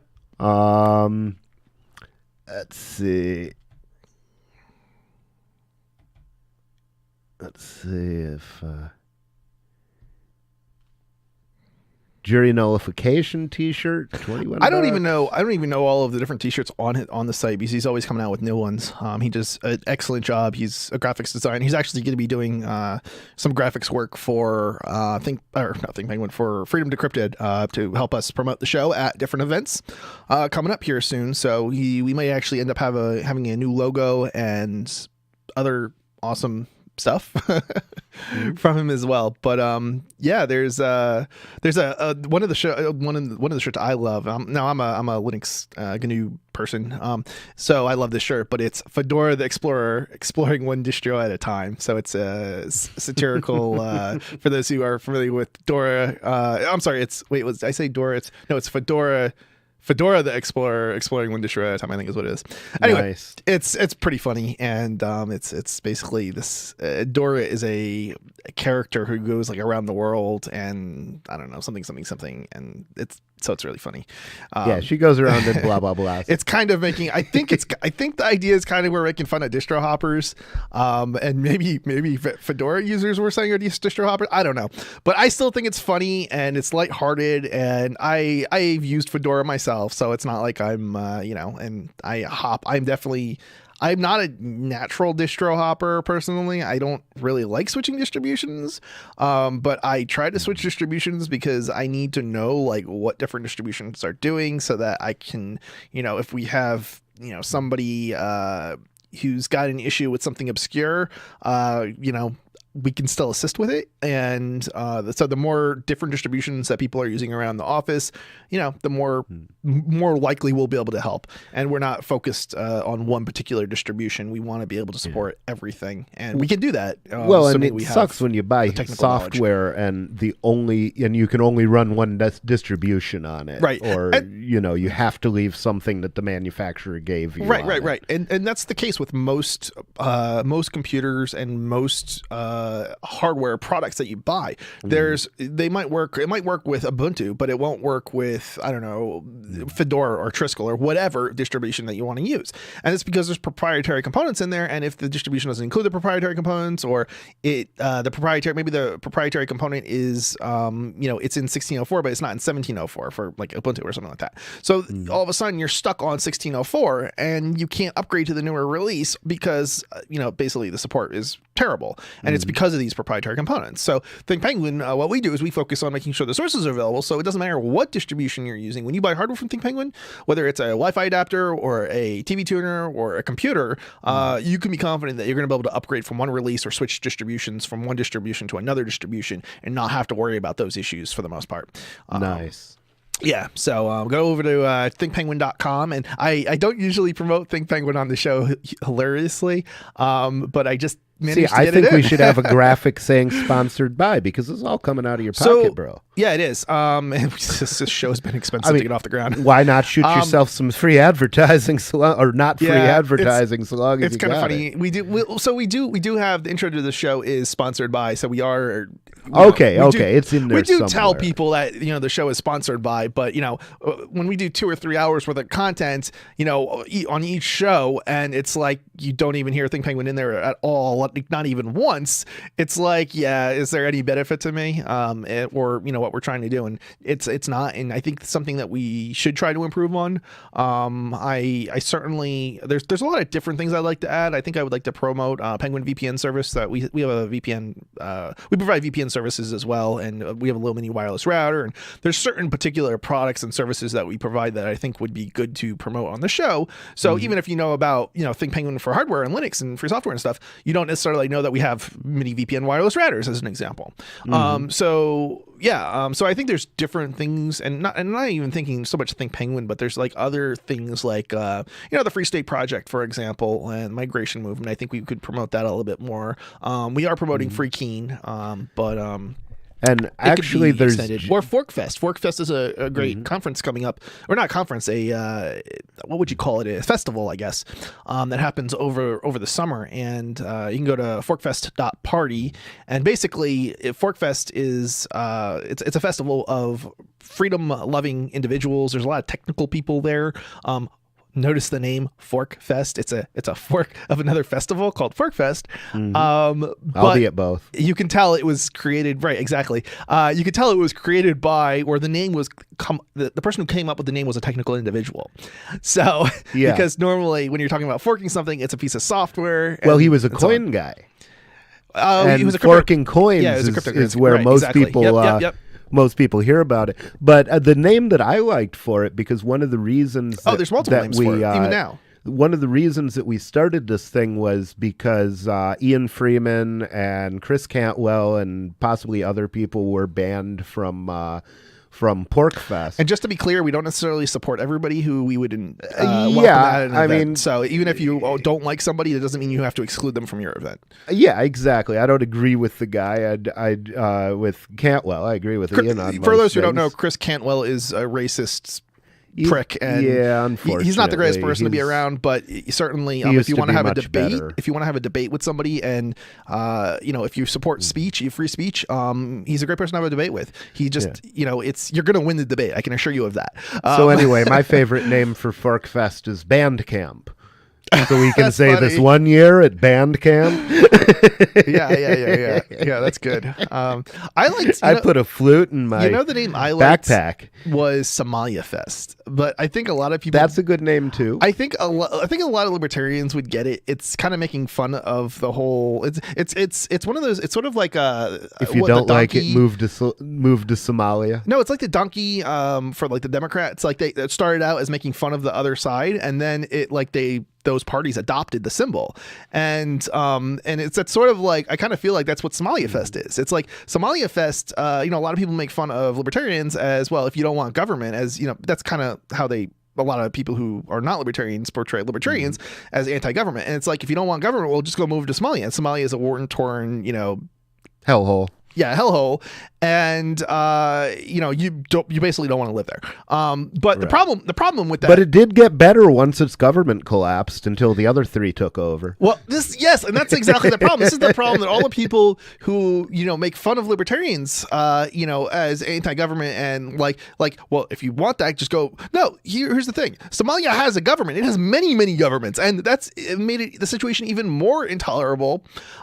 Because there's more people who want to control you. That's not what libertarians are aiming for, and to act as if that is it's wrong. It's a misleading portrayal. But I think that's why. And the thing is, enough people with enough guns could certainly move into Somalia and probably defeat these governments, but you can't just go moving Americans into Africa, because that's going to be seen as colonialism, and you don't want to create that image for yourself, and you don't want people to think that's what you're about. I think calling it Somalia Fest it shows that libertarians have a sense of humor. Well, I would be down to rename New Hampshire to American Somalia. That's funny. Almost like American Samoa, a bit different. Yeah. So let's go ahead and get into the story. So the EU tells Internet Archive that much of its site is terrorist content. This story is from TechDirt. Let's see. I don't really care about the corrections because it doesn't have any impact on the story. We've been trying to explain for the past few months just how absolutely insane new EU terrorist content regulation will be for the internet. Among many of the bad provisions, the big one is that it would require content removal within 1 hour, as long as any competent authority within the EU. Well, wait a minute. Hold on. Are we talking about police organizations and other government? Because usually that's not a competent. They're not at all competent. Well, yeah, generally they tend to be incompetent authorities, but and I think this article is going to demonstrate exactly this point. Within the EU sends a notice of content being designated as terrorist content. The law is set for a vote in the EU Parliament just next week. Well, who said they could talk to our internet in the first place? I think this is another country where we need to be able to, or another set of countries where we need to be able to tunnel through their firewalls. So this is just demonstrating right here just how absolutely insane this whole law is. So the law hasn't even passed yet, right? And there are government agencies in Europe that have police agencies that have already sent notices to remove content that they're claiming is terrorist content that is not at all terrorist content. So they decided to send over 500 totally bogus takedown notices to demand the Internet Archive take down content. Before How big the law is even the passed. Internet Archive? It's huge. Think about it this way: it has almost every website since like 1996 or 90, probably more like 98 for every website, or almost every website. Archived at different points along the past 20 something years. Yeah, so it's huge. Yeah, now this is what they call the Wayback Machine. Yeah, the Wayback Machine. You're right. And it's not just that. That's just one part of it. There's a lot of other content they also archive. Right. And the stuff, it's this other content that they're actually talking about as far as the terrorist content. There might be terrorist content on the Internet Archive, like I'm sure there is, but it's not what they sent the takedown notices for. It's in the past week, the Internet Archive has received a series of email notices from Europol's European Union Internet Referral Unit, falsely identifying hundreds of URLs on archive.org as terrorist propaganda. So, and this is what's really scary about this is by calling it terrorist propaganda, basically anything that anybody publishes that it's a political opinion all of a sudden becomes terrorist propaganda and they can take down. So if they don't like your opinion, and they already do this like in Europe, but this is like going and making it even worse. Because now not only do they have to take it down, but it has to be taken down within like an hour, which is impossible for any entity to really do. That is especially one that's operated by volunteers. Yeah, right. At least one of these mistaken URLs was also identified as terrorist content in a separate takedown. Okay, yeah, whatever. So basically, they did it more than once and more than one. Like they've had multiple organizations basically do it already. And just in case you think that maybe the requests are somehow legit, they are so obviously bogus that anyone with a browser would know they are bogus. Included in the list of takedown demands are a bunch of the archives collection pages, including the entire Project Gutenberg page of public domain texts. Wow. Yes, you heard that right. They're talking about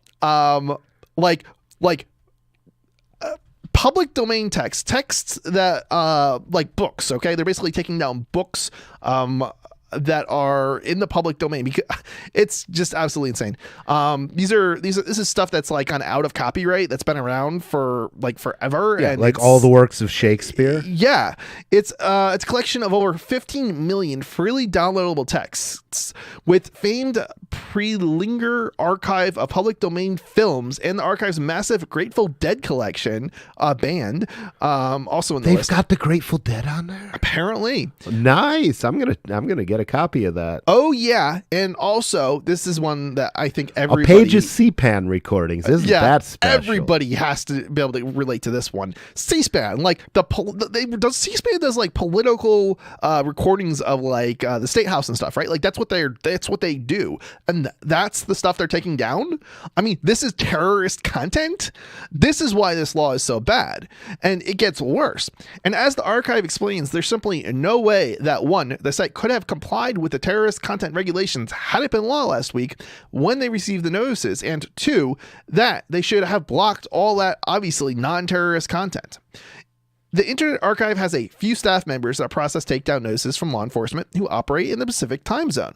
Most of the falsely identified URLs mentioned here, including the report from the French government, were sent to us in the middle of the night between midnight and 3 a.m. Pacific.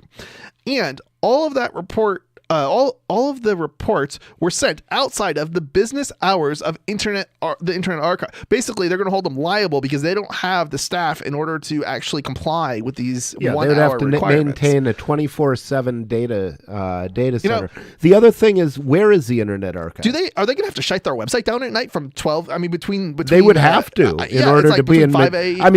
and 9 and the answer is don't comply with the lab and with the law. And if EU gives you a problem, then say, okay, people from the EU can't connect anymore. I have to wonder if the Internet Archive is even subject to the regulations. Do they have, or laws?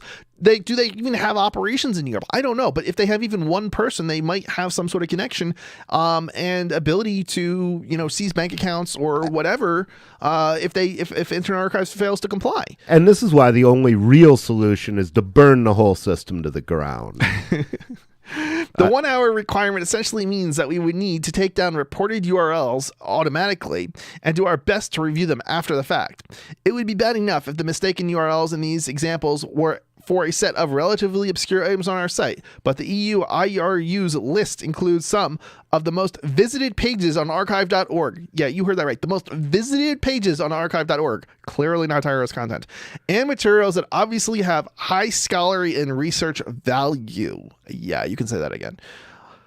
Yeah, I don't know what is going on with Europe. I mean, seriously, I know they were never big Europe on is on the edge of revolution.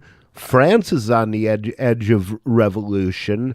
It's a complete mess. They've screwed themselves, and they're in the process, I think, of losing control of their population. And it's about time to set up the guillotines in France again. It's about time to start chopping the heads off government officials who are trying to take away your freedom, your access to information, your knowledge of reality. These people, this aggression must not stand.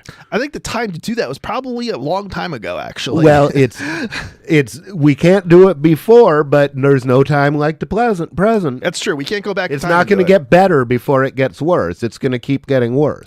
Yeah, I don't really have any hope. I don't have any hope for Europe. I don't have any hope for the United States. It's not like, it's not like I think that the United States is some, bastion of freedom.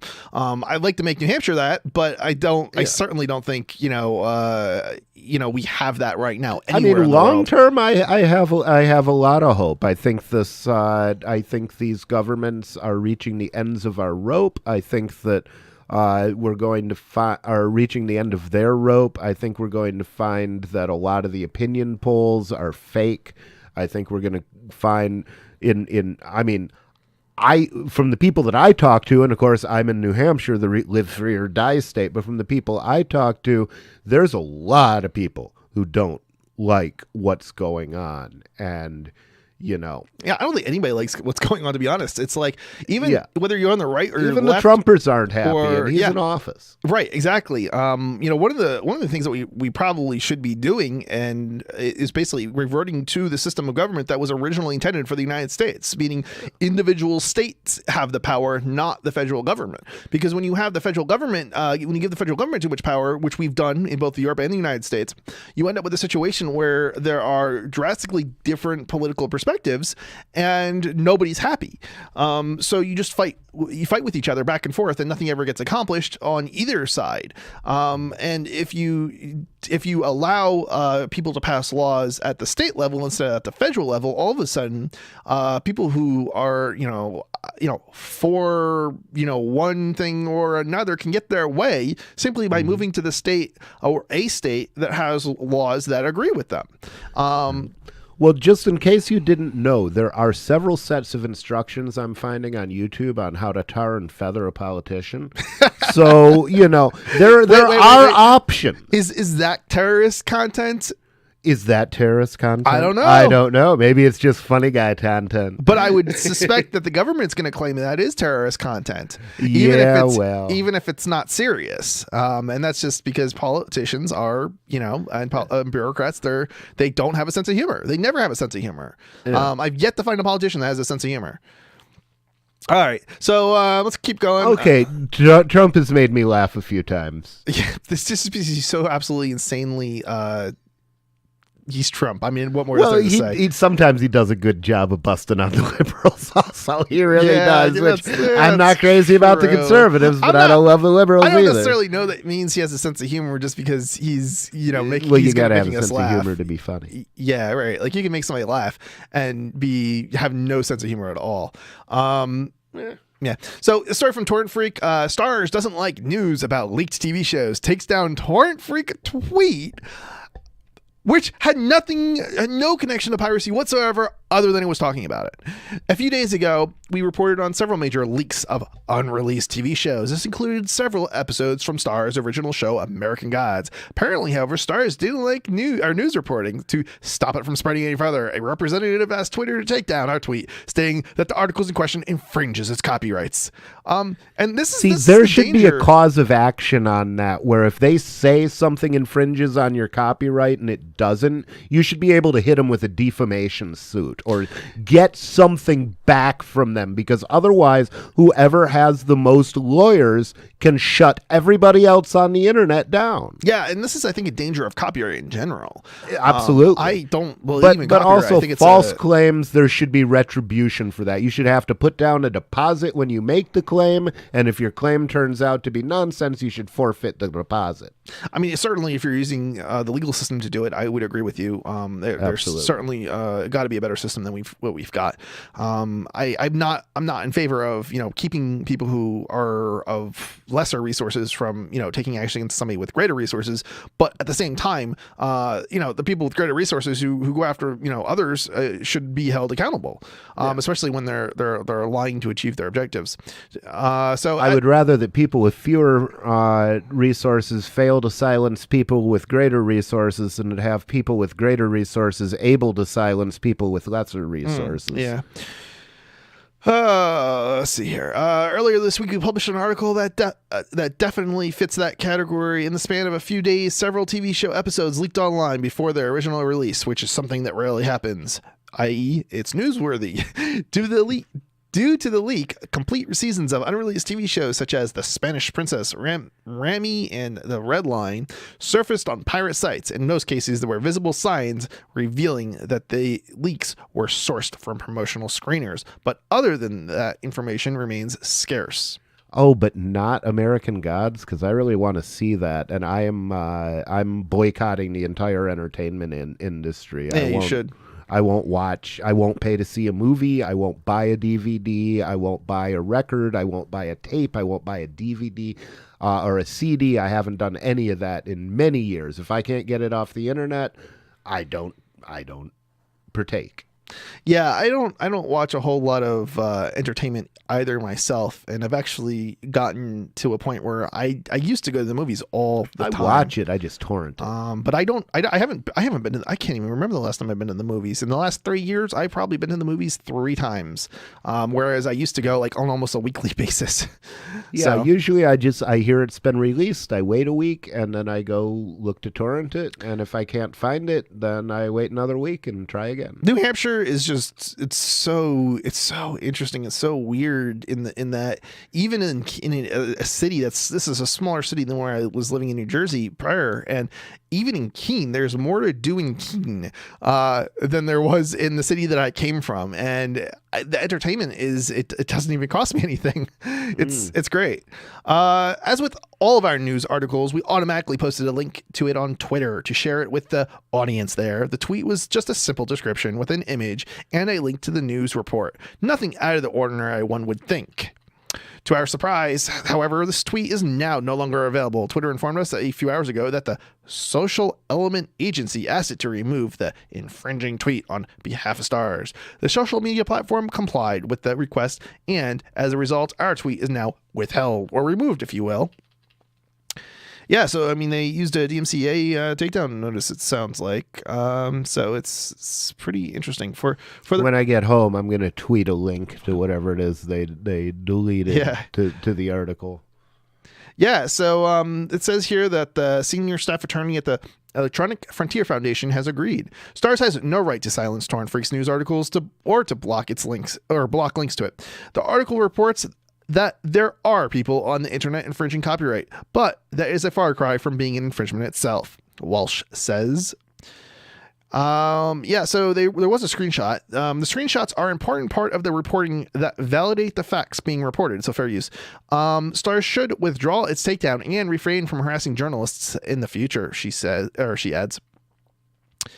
Yeah, this is just another example of the dangers of censorship, and it's not like this is exclusive to copyright issues. It's being it's being abused by politicians and every regulation, all the time. Every law is used to suppress people who are in some way in conflict with power, and most of the time they're not violating anybody. Yeah, rights. I mean, what I think is most disturbing is not that it's being used to take down Torrent Freak's tweet here. What I think is most concerning is that it's being used, which is also speech, but it's also being used to censor opponents in political contexts, and it happens regularly. I've been trying for 2 weeks to put an ad up for the 420 rally, which happens April 20th from noon to 6 o'clock. You're probably having problems with that, huh? Huh? You're probably having problems getting anybody to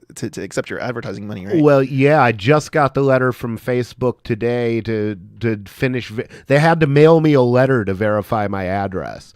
So instead of sending me an email, they sent me a letter with a 6-digit code that I have to type in, and then hopefully they'll accept my ad. Then, you know what is this? I wonder if this is because it's political speech. Yeah, and the whole Russian thing. So specifically, they want to limit political opinion to only approved speakers. Yeah, this goes back to having an echo chamber. So I think in the case of the Russian scandal, so to speak, where Russians basically put their voices out there and made their voices heard, I think it's a danger to restrict people from outside the United States from having any kind of political discussion. See, I think what they ought to do is as soon as a platform starts deleting tweets, then say, okay, you're a publisher, so you now have, or deleting posts, okay, you're a publisher now, so you are legally responsible for everything published on your site. And the only way to make that not be the case is stop deleting things. I mean, the problem is that there are some legal obligations here and threats thereof from our bureaucrats in power and politicians. So those would have to be defeated, or the politicians guillotine. This is just crazy. It's the matter. Yeah. I'm getting grumpier and grumpier. Like the last few weeks, I think I'm getting more militant.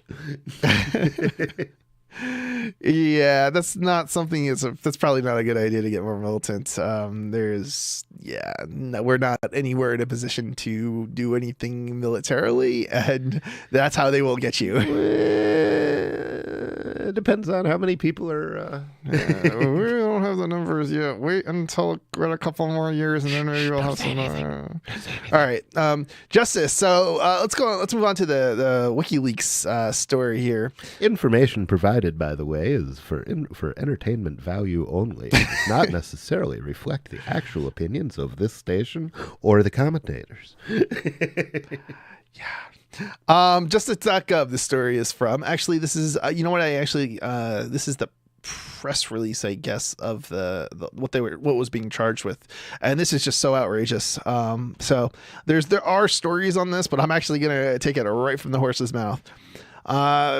Julian Assange, 47, the founder of WikiLeaks, was arrested today in the United Kingdom pursuant to the US-UK extradition treaty. All right, so first of all, right here in the very opening line, all of those people, all of you people out there who are listening, who said that this was all about, extraditing Julian Assange for some sort of sex crime. No, this was never about that. We already knew because of a leak that occurred in the U.S., an accident where they published some sort of warrant, I think it was, for some sort of warrant or something, some legal thing with Julian's name in it. So we already knew, even prior to this, that the United States government was in fact looking to extradite him. And now look what happened. So all the people who made Julian look bad, now maybe Julian's a horrible person, but that doesn't necessarily mean that everything that is alleged is true. And given all the facts that we know, it's almost certain that all of the sex crimes are bogus, and all of the negative information that they've put out there is just been fabricated out of thin air in order to target a enemy of certain political bureaucrats. Yeah. Surprise, surprise, surprise. This is not at all a surprise. I've been saying it for a long time now. They are out to get him, and if it's not obvious that what they're saying is been fabricated and is not true, I don't know how to convince you otherwise, because this is just it's been very clear where this was headed. I mean, they're basically using sex crimes because sex is a politically unpopular thing, to ruin his reputation, and then of course act as if he's done something wrong when he hasn't. And again, there's not like there's been a trial. No, that's not going to happen. It's just, they're just going to take advantage of this. And even if there is, what difference does it make if there's a trial? He's been set up for this. Yeah. If there's a trial, it'll be a Soviet-style show trial. Yeah, I mean, it's like we already know the bureaucrats the politicians have already come out and like attacked him.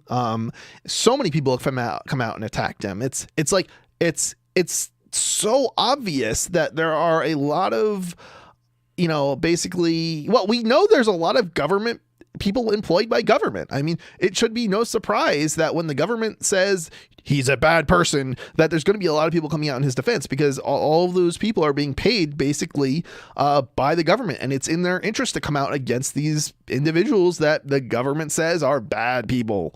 And he's not people have to remember, this is not, he was a publisher.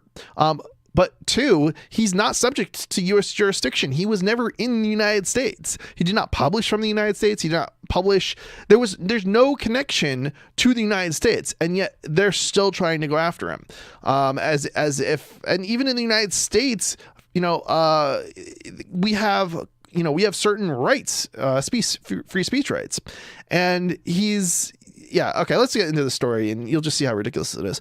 In connection with the federal charges of conspiracy to commit computer intrusion for agreeing to break a password to classified U.S. government computer. Wow. I mean, this is all they've got him on? So supposedly, he agreed, again, I don't believe it, but he supposedly agreed to break a password. So he didn't break into anything. He's cracking a password, which...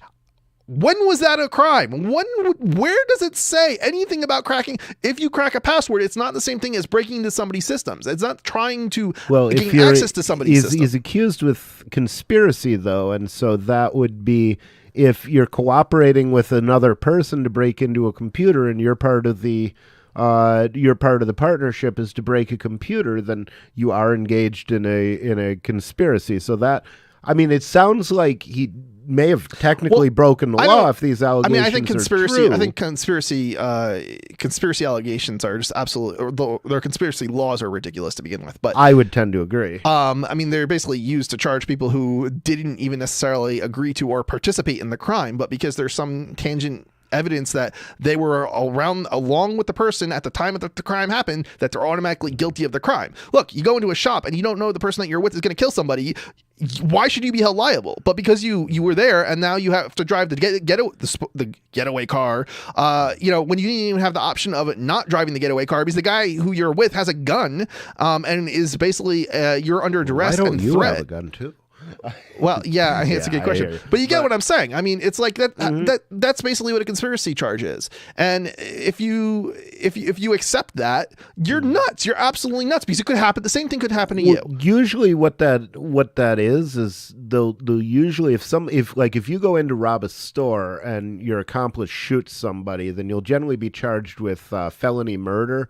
And that can happen anytime you commit a felony and someone dies in the process of it. As a matter of fact, if your accomplice is shot by police, you may be charged with felony murder. It's even worse. Conspiracy is a different matter you have to agree to something, and then at least one person has to take one concrete step in furtherance of the conspiracy. So it's a little bit different. But similar. I'll give you that. I know technically that was probably not a perfect example. But anyway, I still think it's ridiculous.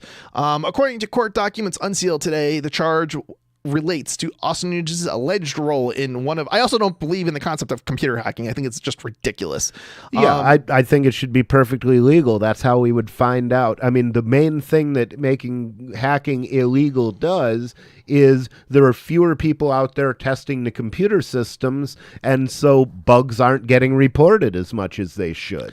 I think it's more complicated than that because ultimately you don't own or nor do you have the right to control people in other jurisdictions. So one of the problems with computer hacking is it's essentially if you say there's actually a danger to outlawing computer hacking because one, it means that your own people are basically being persecuted while the people in other jurisdictions get away scot-free because in those other jurisdictions it's not necessarily illegal, right? Like so. It's a lopsided situation. Go down to the Bahamas and do something like that? Or? Yeah, it depends on the country and so forth and jurisdiction. But the point that I'm trying someplace warm. Yeah, right. The point that I'm trying to make is that you end up with a situation where you're basically you're imprisoning, you are going after, you are targeting your own hackers, okay, which means that you don't have hackers to utilize to especially for defensive purposes, right, against other people in other countries or who have the skills to fix the systems in your own country so that your systems are not vulnerable anymore. It should be the responsibility of the person who owns the system to secure their system, not a liability of somebody else which you don't even have control of half the time because they're not in your jurisdiction, right? It's I think although it's just the absolutely... Assange case is interesting because there he wasn't in the jurisdiction, and No, of yet course he wasn't. somehow they're extraditing him in for something he wasn't even in America. So what's in interesting, America when he did. What's interesting is that the UK has refused to extradite people for computer hacking in other cases. So it's going to be interesting to see whether or not they extradite Assange in this case, because if they do, it just goes to evidence that this is a show trial, even more so than it was before, and a conspiracy, because the UK has already essentially said that we won't extradite. Have they not extradited anybody for hacking cases, or are there hacking cases where extradition has been denied? Because extradition is not guaranteed on any charge. Yeah, so it's a good question. Basically, they have to do the equivalent of a probable cause hearing most of the time. There was a case recently about this, and I think the article goes into it. So let me just continue reading and see if we can get to that part, and then rather than me speaking from my head, that might not be, my words might not be totally accurate as what the situation is. According to court documents unsealed today, the charge relates to Assange's alleged role in one of the largest compromises of classified information in history of the United States. The indictment alleges that in March 2010, Assange engaged in a conspiracy with Chelsea Manning, a former intelligence analyst in the U.S. Army, to assist Manning in cracking a password stored on U.S. Department of Defense computers connected to the secret Internet Protocol Network. So this is basically the military network. So the military, back in the day, the internet was the military network, and then they let that be a commercial network, and they set up their own internet, basically. A U.S. government network used for classified documents and communications. Manning, which had access to the computers in connection with her duties as intelligence analyst, was using the computers to download classified records to transmit to WikiLeaks. Cracking the password would have allowed Manning, again, look, cracking the password is not the same thing as accessing the system. So cracking the password just would give Manning the ability to then break into the system. It's not the same thing at all, if you ask me. Right. It's just part of the conspiracy. I mean, it's two people cooperating to achieve a goal. I think it's a stretch. I think it depends on whether or not a bunch of factors. He does not necessarily know. You'd have to prove that he knew at the time also that he was actually that you would have to partaking in a conspiracy to crack the military computers. And I think it's a long stretch to get there. I mean, I have no doubt that you probably would have a jury convict, but I think I would not, if I was on the jury, I would not convict. Well, I would nullify if I was on the jury, but look, that's even matter. if I agreed that computer hacking is a crime or should be a crime, I still would not convict, because I don't think there's going to be enough evidence to prove not only that he cracked the password, but he knew that he was cracking the password and participating in the actual hacking, and not just the cracking, because hacking and cracking are two different things, remember. And cracking is not, again, the same thing as hacking. So right. Anyway, let's see. Cracking the password would have allowed Manning to log onto the computer under the username that did not belong to her. Such a deceptive measure would have made it more difficult for investigators to determine the source of the illegal disclosures. During the conspiracy, Manning and Assange engaged in real-time discussions regarding Manning's transmission of classified records to Assange. The discussion also reflect, and again, this is what they're accusing him of. This isn't necessarily what actually happened. The discussion, and I want to make that clear, because they're going to accuse you of anything and everything whenever they charge you with something, regardless of whether or not it's true. The discussion also reflects Assange is actively encouraging Manning to provide more information. Well, first of all, that is something that every single publisher is going to do who's going to try and write a story on it, right? That doesn't seem to me to be in and of itself. Every reporter is going to ask their source for more. Right. During an exchange, Manning told Assange that after this upload, that's all I really have got left, to which Assange replied, again, supposedly, curious eyes never run dry in my experience. Assange is charged with conspiracy to commit computer intrusion, and is presumed innocent until proven guilty beyond a reasonable doubt. First of all, I don't think most people... In theory, there's no difference between theory and practice, but in practice, there generally is. Yeah, right. If convicted, he faces, when you have a jury stacked against you, because every single person's from the government, because you can't get any of them off of it, or they have some connection, somebody in the family has a connection to the government. This is just... there's a reason that 98% of the freaking federal people plead guilty, and like 80-something% who don't plead guilty get convicted anyway. It's not because the people are actually guilty. It's because the whole system is stacked up and against the person who's being accused. I'm out of order. You're out of order. The whole system is out of order. If convicted, he faces a maximum penalty of 5 years in prison. Yeah, I mean, the fact that they're going to extradite somebody for something as minor as cracking a password is just absurd. It's clearly a vendetta against him, not because of, Yeah, and so the what good he's news actually is accused that of. this isn't even potentially a life-ending or a, this is. I would be very shocked if he got a maximum penalty on a first offense. So I don't think this is going to be. I mean, we're going to see Julian Assange again, unless they whack him while they have him in custody, which isn't impossible. I don't have any. I honestly, yes, I think normally under normal circumstances, he probably would not even be. He might not even be arrested. I think he probably wouldn't even have been arrested, let alone charged. But I think under these circumstances, it's most likely going to be the case where it's similar to Ross Ulbricht, where they're going to throw the book at him.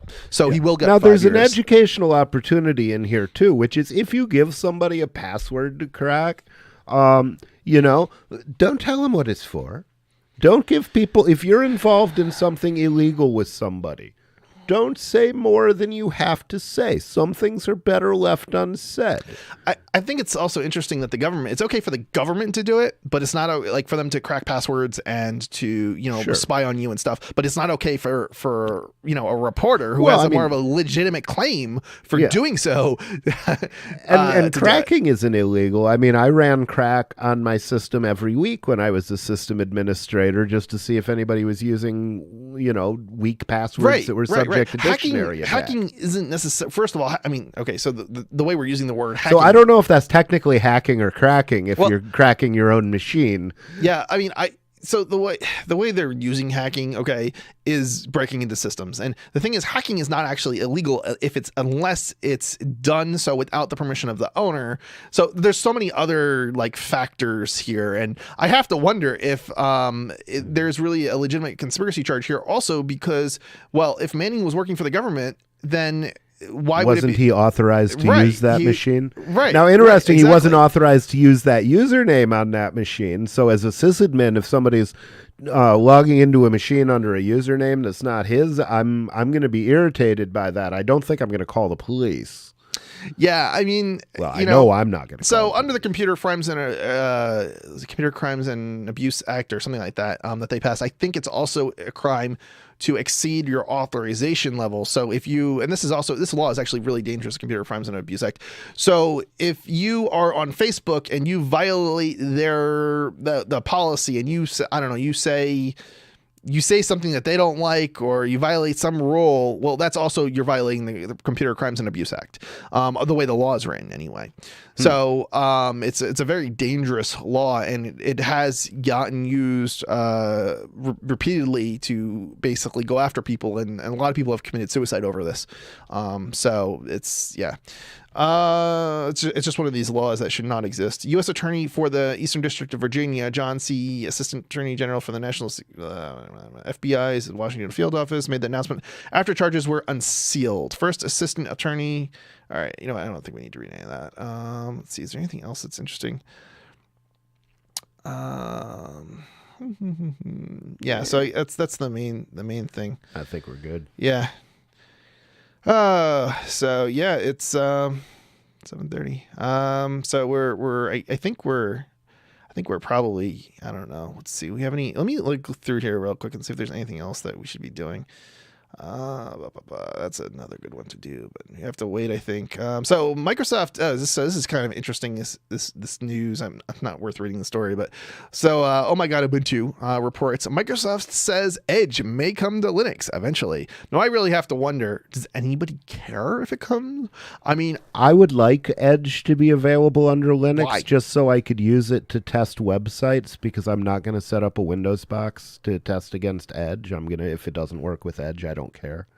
I don't know that you would have any reason to, because Edge is now Chrome. So if you test on Chrome, you should be testing on Edge.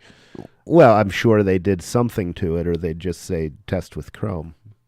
Or why port it to I mean, it can't be identical to Chrome. It must be different. The front end is different, but not the back end. So whatever you're testing if it works on Chrome, it should work on Edge too at this point.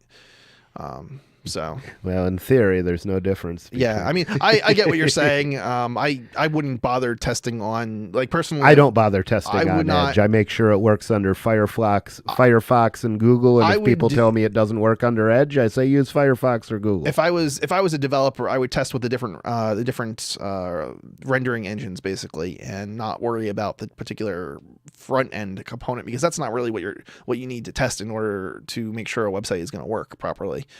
It's not to say that there maybe couldn't be something that was an issue at some point, but things it's not like likely. JavaScript implementations can differ. That's not in the rendering engine. Yeah, but there are different hooks for JavaScript in the different browsers. So I would agree. There's potentially different things, but I again, you would have to look into specifically what is and is not being used.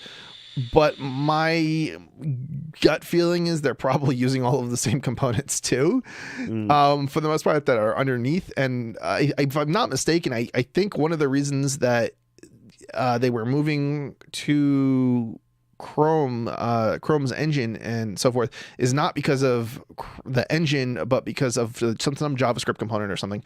So I don't know. Like I said, you'd have to look into it more, and I could be not recalling things right, but yeah.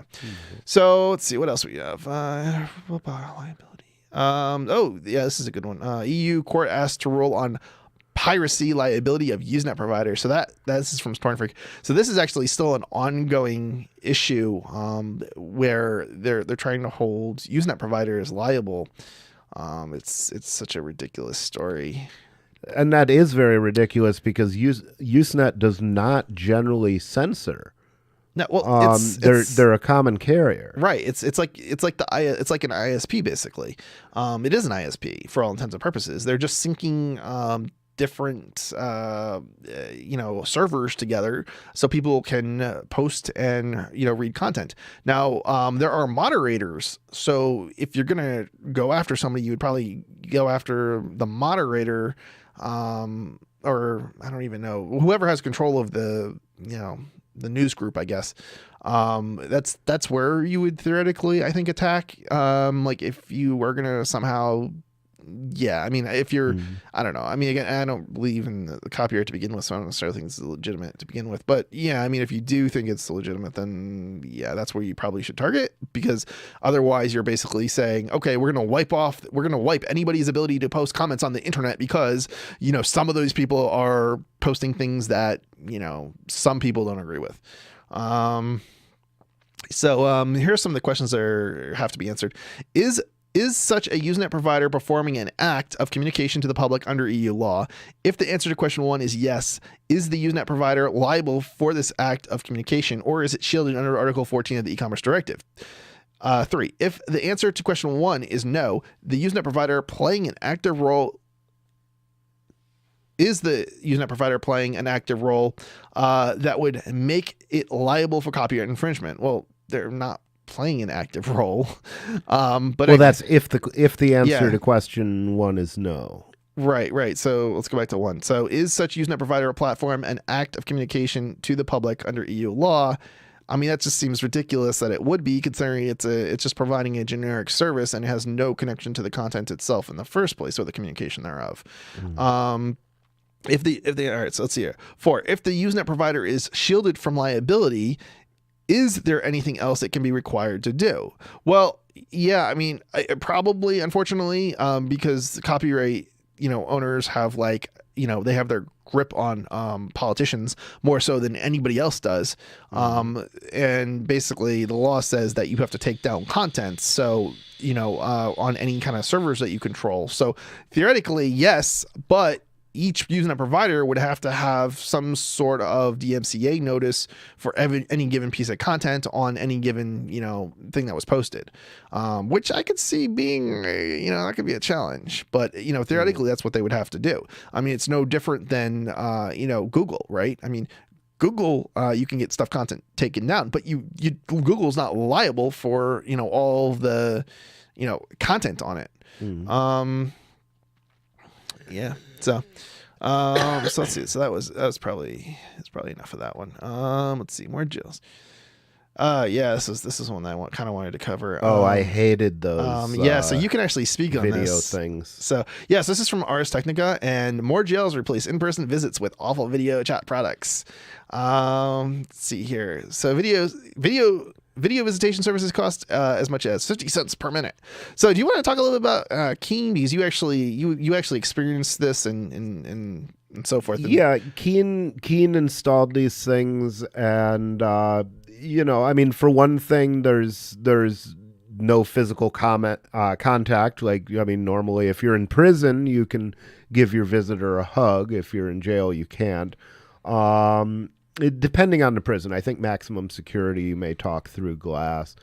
There are problems that there's only a couple of these things in the block, and they are or can be very, very expensive to use. So it's really a silly system. I don't like it at all. I mean, this is part of the prison industrial complex, right? I mean, somebody's making a profit off of it. If you prevent people from having, physical contact, there's less value in going to the prison. So you're more likely to just video conference with them, which costs money.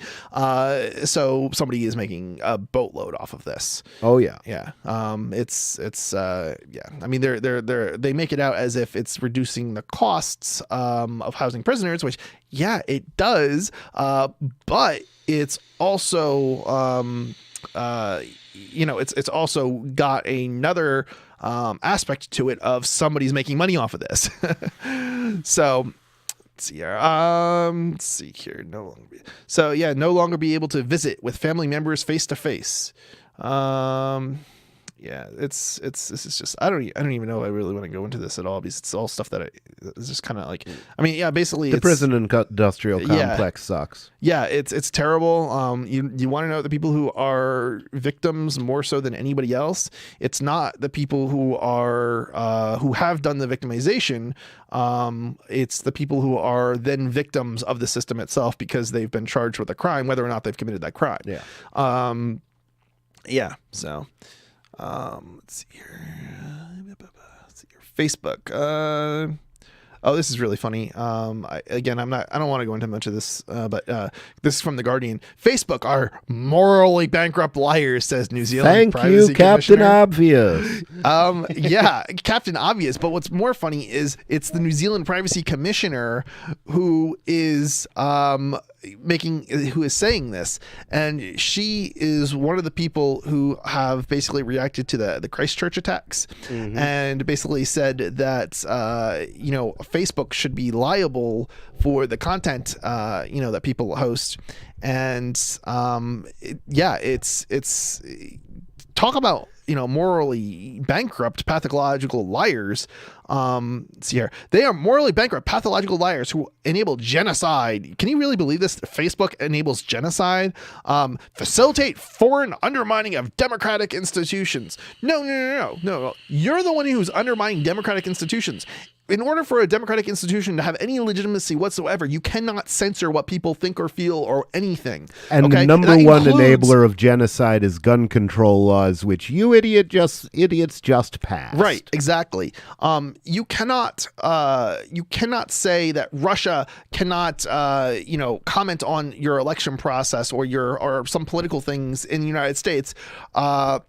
And say you have free, that you have, true and free and real democratic valued elections.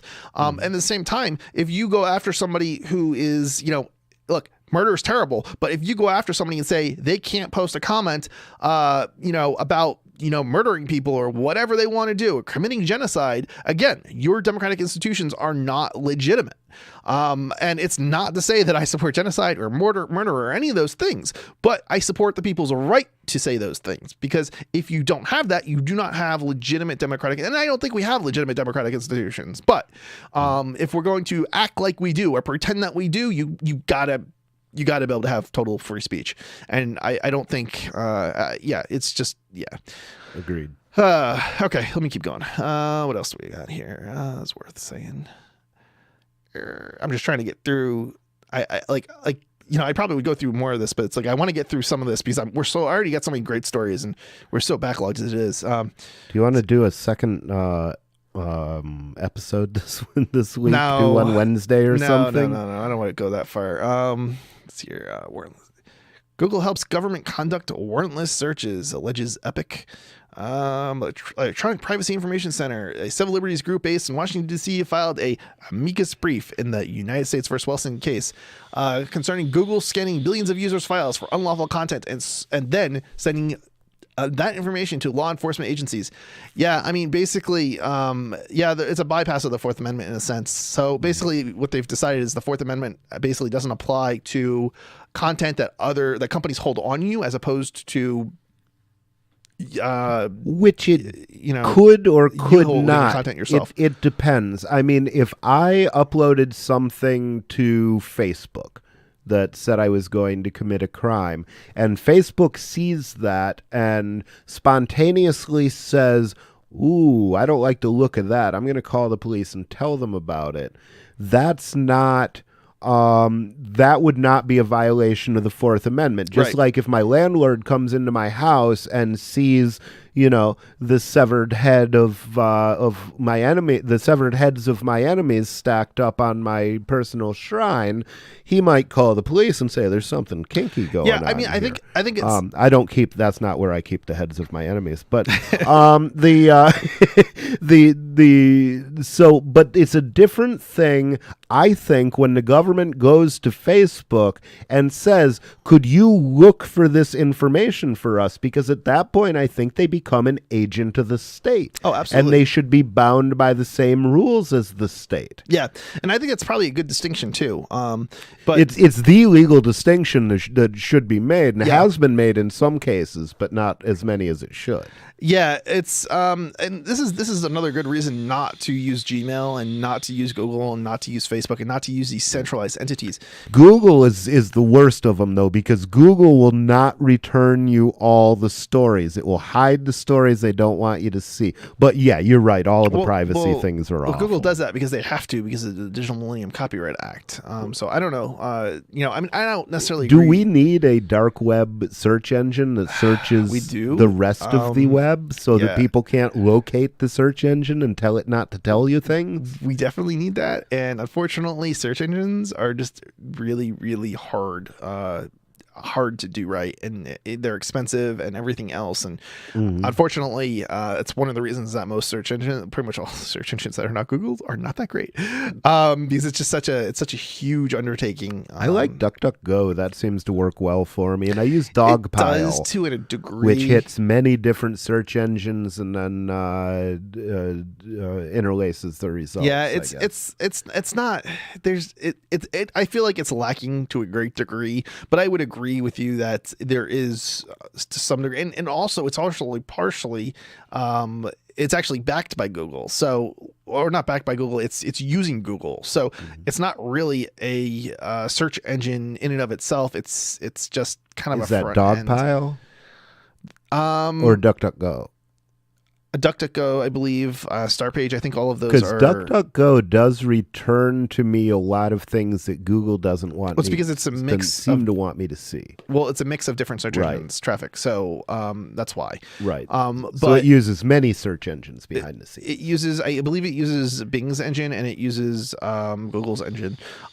So, yeah, I mean, ultimately, if you want to get around censorship and Bing and Google are censoring you, that's not really going to work to use both of them, because if they're both, assuming they're both censoring the same stuff at least. Well, the interesting thing would be if we could get Google and Bing to publish a list of the things they've been asked not to they already do publish. Yeah, they already do. Well, in that case, we could always just take that list, see what's on them, and make a third search engine of all banned comments. I would love to. I like that. That's not bad. I'm trying to think of the name of the database. There's literally a database, and you can actually get to it from clicking on the links at the bottom when it tells you there are censored links. Yeah, that's right. You can click on the link and see exactly what the content was that they didn't want you to see. I think it's ingenious, but I don't think we should be searching. I don't think we should be censoring the results in the first place. No. So we shouldn't have to click that link. But yeah, yeah. So But I think this is one of the reasons why I like to have my own email. For example, host my own email. I want to host my own websites. I want to host everything. I want things to be more decentralized. There's another good reason to do it. When I'm trying to think of the name of what was shut down. Who was it that was shut down? Do you know the email provider that was shut down? LavaBit. When LavaBit was shut down, I didn't hear about that. Well, the owner give me some background. I'm pretty sure it was LavaBit, wasn't it? When they shut down, it was because there was a court order to surrender the private encryption keys of the owner, which were needed in order to have a machine hooked up to their equipment, the government FBI's machine, in order to do the search. So rather than comply, because it was different than handing over somebody's email to the FBI, because in one case, you were basically giving FBI access to everybody's email, and in the other case, you were giving them access to a particular person's email.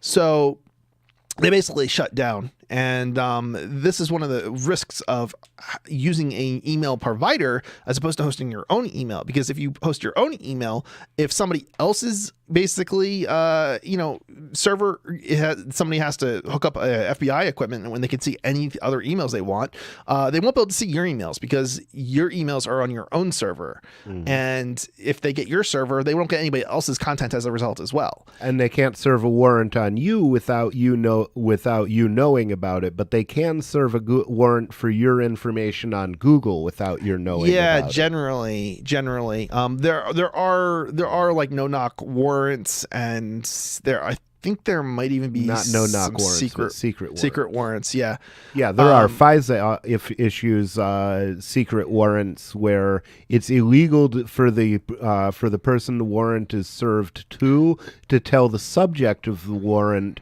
that a warrant has been served. So I was thinking it would be nice to have a list of all the accounts for which no warrants have been served available on your list, so anybody could look at that list, and if their name disappears off it, they know they're in trouble. But here's the problem. In the LavaBit case, everybody's data would have been accessible by the FBI, because they weren't, right. Because basically it was something like the court order was something to the effect of they had to surrender their private key in order for the FBI to hook up their equipment, and that would then give them access to everybody's email. So it's, look, I don't trust the FBI to just look at the emails of the person that they're targeting. And why would you need to, do that? You wouldn't need to do that because the provider has already been willing to hand over the specific emails for which you've asked. So there's a clear malice on the part of the FBI, and this was actually in regards, I believe they actually shut down, and that whole situation was in regards to Edward Snowden. So yeah, I mean, this is why, if you are a individual, that not necessarily has something to hide so much, but if you might be targeted is a better way to put it, by government especially, you probably should not be using LavaBit or any other third-party email providers. You should be setting up your own servers, to communicate. And it's kind of interesting because, terrorists, they actually don't send emails between servers. They simply connect to the same email account. They'll save the email, and then another person will log in later and read the email. So it doesn't actually go outside of the system anyway. So there's all sorts of different ways in which people can get around the FBI surveillance and things like that. And it doesn't so a lot of these laws that they pass, they're not at all effective in actually targeting terrorists. They might be effective at targeting others, but that's not the reason that they were supposedly passed, which means that they lied to you. Yeah, I mean, if you want to communicate secretly, easiest thing to do is post an encrypted file to your web server and let the guy who has the key that decrypts it just download it. Whatever they don't know who he is. Yep, you got it. So let's see here. We won't cover that. Major browsers. Yeah, so a lot of people have been kind of critical of Mozilla over the years for basically doing things that are kind of privacy invasive, like Pocket, and I'm trying to think of some of the other things.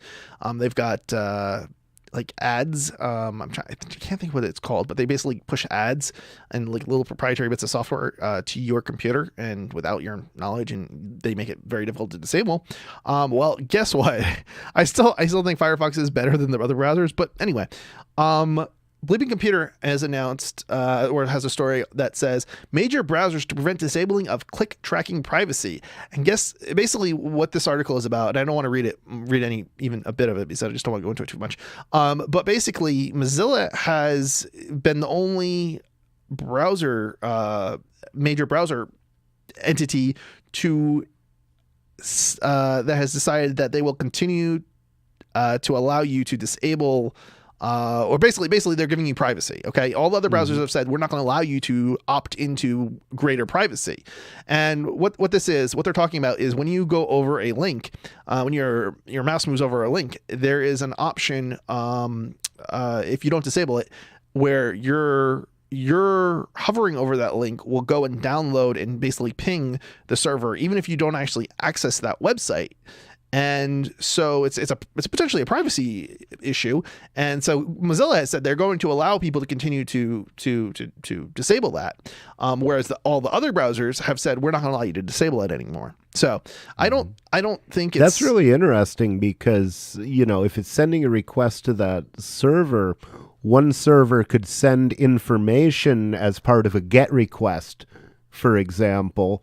And when you go and you look at the link that points to that GET request, they could get an ID number on you or any kind of information on you from one server. So it's a way of doing cross-site information pass. This is a feature that is potentially dangerous, and another reason why, and another thing that they will probably use, prosecutors probably going to use in forensics is when they examine your computer, you will potentially have never visited a website, but they're going to say, oh, you have such and such on your computer and you never even visited that website, but because your mouse went over that link, it downloaded that content automatically.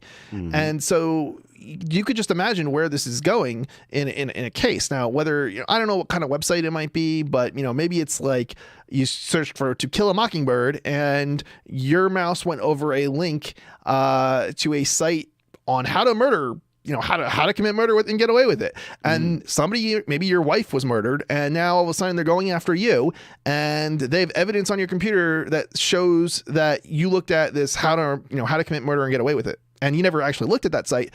But the point is, they're going to use that against you in court. Yeah. And this is the kind of thing that's extremely scary. And this is also another reason that I am very skeptical of forensics investigations, because I've seen firsthand evidence that they've attempted to use against people that clearly was either planted or of a similar nature. I mean, as an example, I once had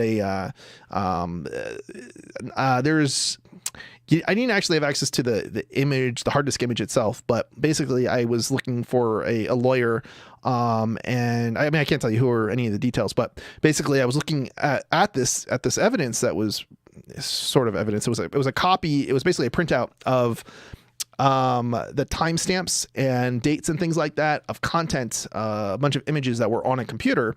And one of the things that stood out to me right away was this was copied. There was no evidence. They had no evidence that the person actually ever downloaded anything. It was there, but it was copied from some sort of media, some sort of like live CD or something like that.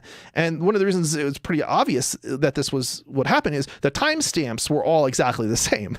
So you knew that somebody planted that, or you could be reasonably confident somebody planted the evidence, given that there was no evidence that there was any effort on the computer itself to download, that or save those images, to that system.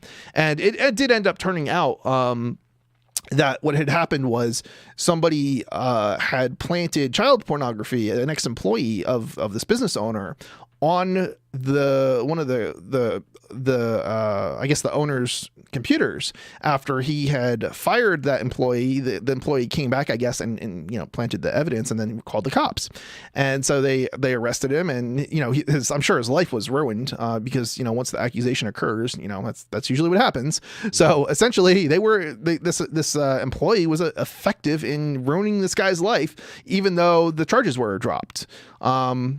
But yeah, I mean, if I hadn't pointed that out, if I hadn't pointed this out, I don't know, he might have ended up in a courtroom and getting convicted. I fortunately never had to go in and testify, but yeah, that's why this is one of the reasons I don't at all trust forensics, investigators, because they look for evidence, and just because the evidence is there doesn't really mean, or evidence I put in quotes, because just because it's there doesn't necessarily mean you don't really have the full picture. You don't really know what happened. You just know that there is something there, but you don't know how it got there, and you don't know who was at the computer. There's so much you don't know.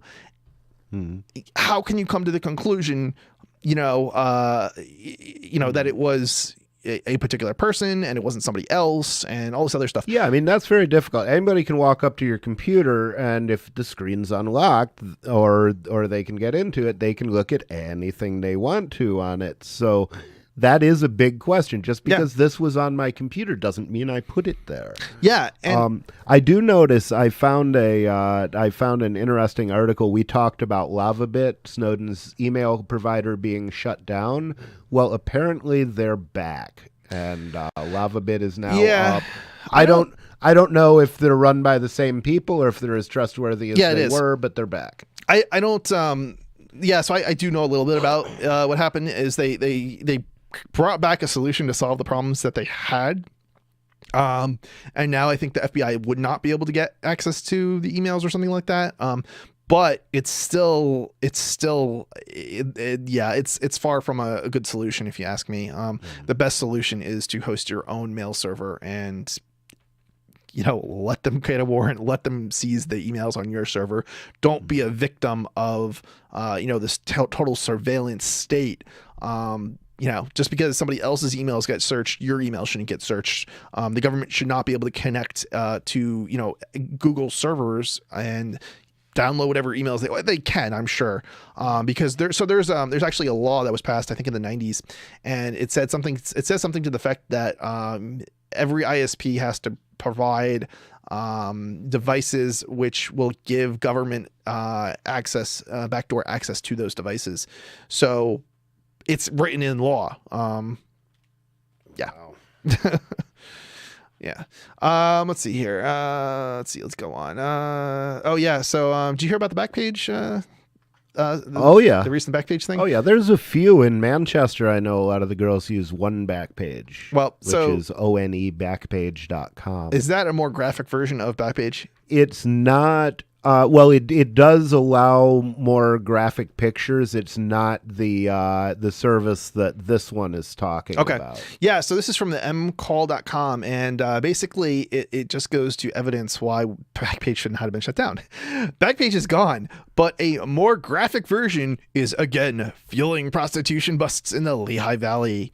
Yeah, I just think this is the shutting down Backpage, which was a completely legitimate service, and I don't think prostitution should be illegal anyway. But it's one of these things that if you shut something down, well, there's going to be somebody else who sets it up, and they're going to probably have a better service and a better solution to the problem. Yeah, you're just enabling it because the person who set up the prior service once you have a service set up, it's really hard to move to a new service and improve your service. But if somebody shuts it down, they're going to move it. Your customers are all going to the next place. They're all going to have to look. All those people are going to have to look for another solution. And that another solution tends to be better because they start off with a smaller user base. They can make changes and so on. And so that's what happened. Not only that, but what's interesting is this site, unlike the Backpage site, is not operated in the United States. Yay! And yeah, well, so this is the thing. This is the thing that it drives me nuts. This is the whole hacking thing. You are basically disadvantaging your own citizens. You're putting them out of the market. You're removing them from being able to compete with others overseas that are not restricted. That are not restricted by these laws. But you still have the same problems, whether or not the law is there or not, because the people overseas are still going to do the things that you're not allowing your own citizens to do. It's only harming your own country by passing these sorts of laws. Yeah, basically somebody's still making money. It's just not Backpage, and so the money isn't staying in the U.S. Right. It's not your citizens. It's somebody else's citizens in a different country that are making the laws, but your citizens are still going to do whatever it is, like the prostitution thing. They're just going to use overseas servers who are not in your jurisdiction. So your country loses out when you pass these sorts of laws. I don't think I want to cover that one. So, I think we're probably at a good stopping point. It's already 8:00. It's 3 hours. So, we'll be back. I'm pretty sure we'll be back next week, unless next week is, I think it's a couple weeks from now. There is, I'm trying to think of the event. There's the Northwest Linux Fest, I believe, is the one that's coming up here in a couple weeks. So we will be, Think Penguin will be at Northwest. So if you haven't got tickets, actually, I think it's free entry. I don't know if there's a registration. I think there is registration ahead of time. I think you can also get in free at the door too, or it might be $5 at the door. But get your hotel room, get it now. We will be there, and you can check out me and Think Penguin, and we'll have all sorts of good computer stuff to check out. And again, just a reminder, if you're listening to the show next week, live on Saturdays, 5 p.m. Eastern, the show starts 5 to 7, 8-ish. You can call in and, at 1-866-703-2989, and you can actually, get involved and, talk about any kind of liberty or freedom issues, whether or not it's the issue that we're bringing up or some other issue you want to, bring up to others, viewers and listeners' attention. You can do that. Is there anything else, Rich, you want to? Well, the only thing I'd like to add is if you want to contribute to liberty in New Hampshire, there's a new project called the Live Free or Die Project, and we're trying to build a core of 20,000 libertarian activists in New Hampshire, both from within and without. So right now it only exists on Facebook. Look for the Live Free or Die Project on Facebook, but it will be moving shortly. All right. Are there any plans for a website or yeah, there will be. Okay. There will be a website, and eventually, it'll just be putting its posts through to the various social media outlets. Cool. And how does this differ from the Free State Project? Well, it's very similar to the Free State Project. There's one difference in that, the Free State Project has chosen not to welcome certain people, and so we want to be a more welcoming version of the Free State Project, and in general, I think we're going to end up with more than one tribe of libertarians in New Hampshire. So we're aiming to be a second tribe of libertarians. We'll benefit from what the FSP is doing, and hopefully the FSP will benefit from what we're doing. That's awesome. The more decentralization we have, and I think we already have a lot of it here in New Hampshire, but the more that we have, the better off we all are. And so, go check that out. And I'm going to wait till the website's up, but But and come to Fork Fest. That's the other thing. Come to Fork Fest. Yeah, we don't actually have any promotional. We need to get some promotional material for Fork Fest. Yeah. But yeah, go to Again, there is forkfest.party. a Facebook page. No, there's a website too, forkfest.party. I'm just saying there's no like advertising that we can post up like video like on like for sponsors or anything like that. Which we should. Maybe we should make one. There's actually some interesting. We can do a promotional spot. We for should. I don't know if I'm gonna find the time, but if I can, I might do it. There's a bunch of things I would like to do, like promotional stuff, but it's just I find the time to do it. It's not like this is a good paying gig or anything like that. I'm making tons of money off of it, so it's you gotta kind of keep in mind that it's more of a hobby than it is a business, even if we've done a pretty good job at covering the costs. ForkFest is basically an event over the summer that gets libertarians from all around the world together and in one place, and basically it's a party, and it's a lot of fun. And if you haven't been, check it out. It's decentralized, so this is not like the official website. There's no organizers behind ForkFest. It's totally decentralized. You kind of make it what you want, or you make it how do I say this? You make of it what you want. Forkfest.party though does have the website, does have information on the dates, and there are like competing calendars, and different people have set up and things like that. I think there's a Telegram room if you're on Telegram. There's also another website. I think Forkfest.party links to it on the Shire forum. You can check that out as well. And so I might have, cross my fingers, but next week we might have something really cool to announce in relation to that, and possibly a sponsorship in terms of Forkfest. And I won't go into the details. You'll have to listen in next week to find out. All right, see everybody next week. Groovy.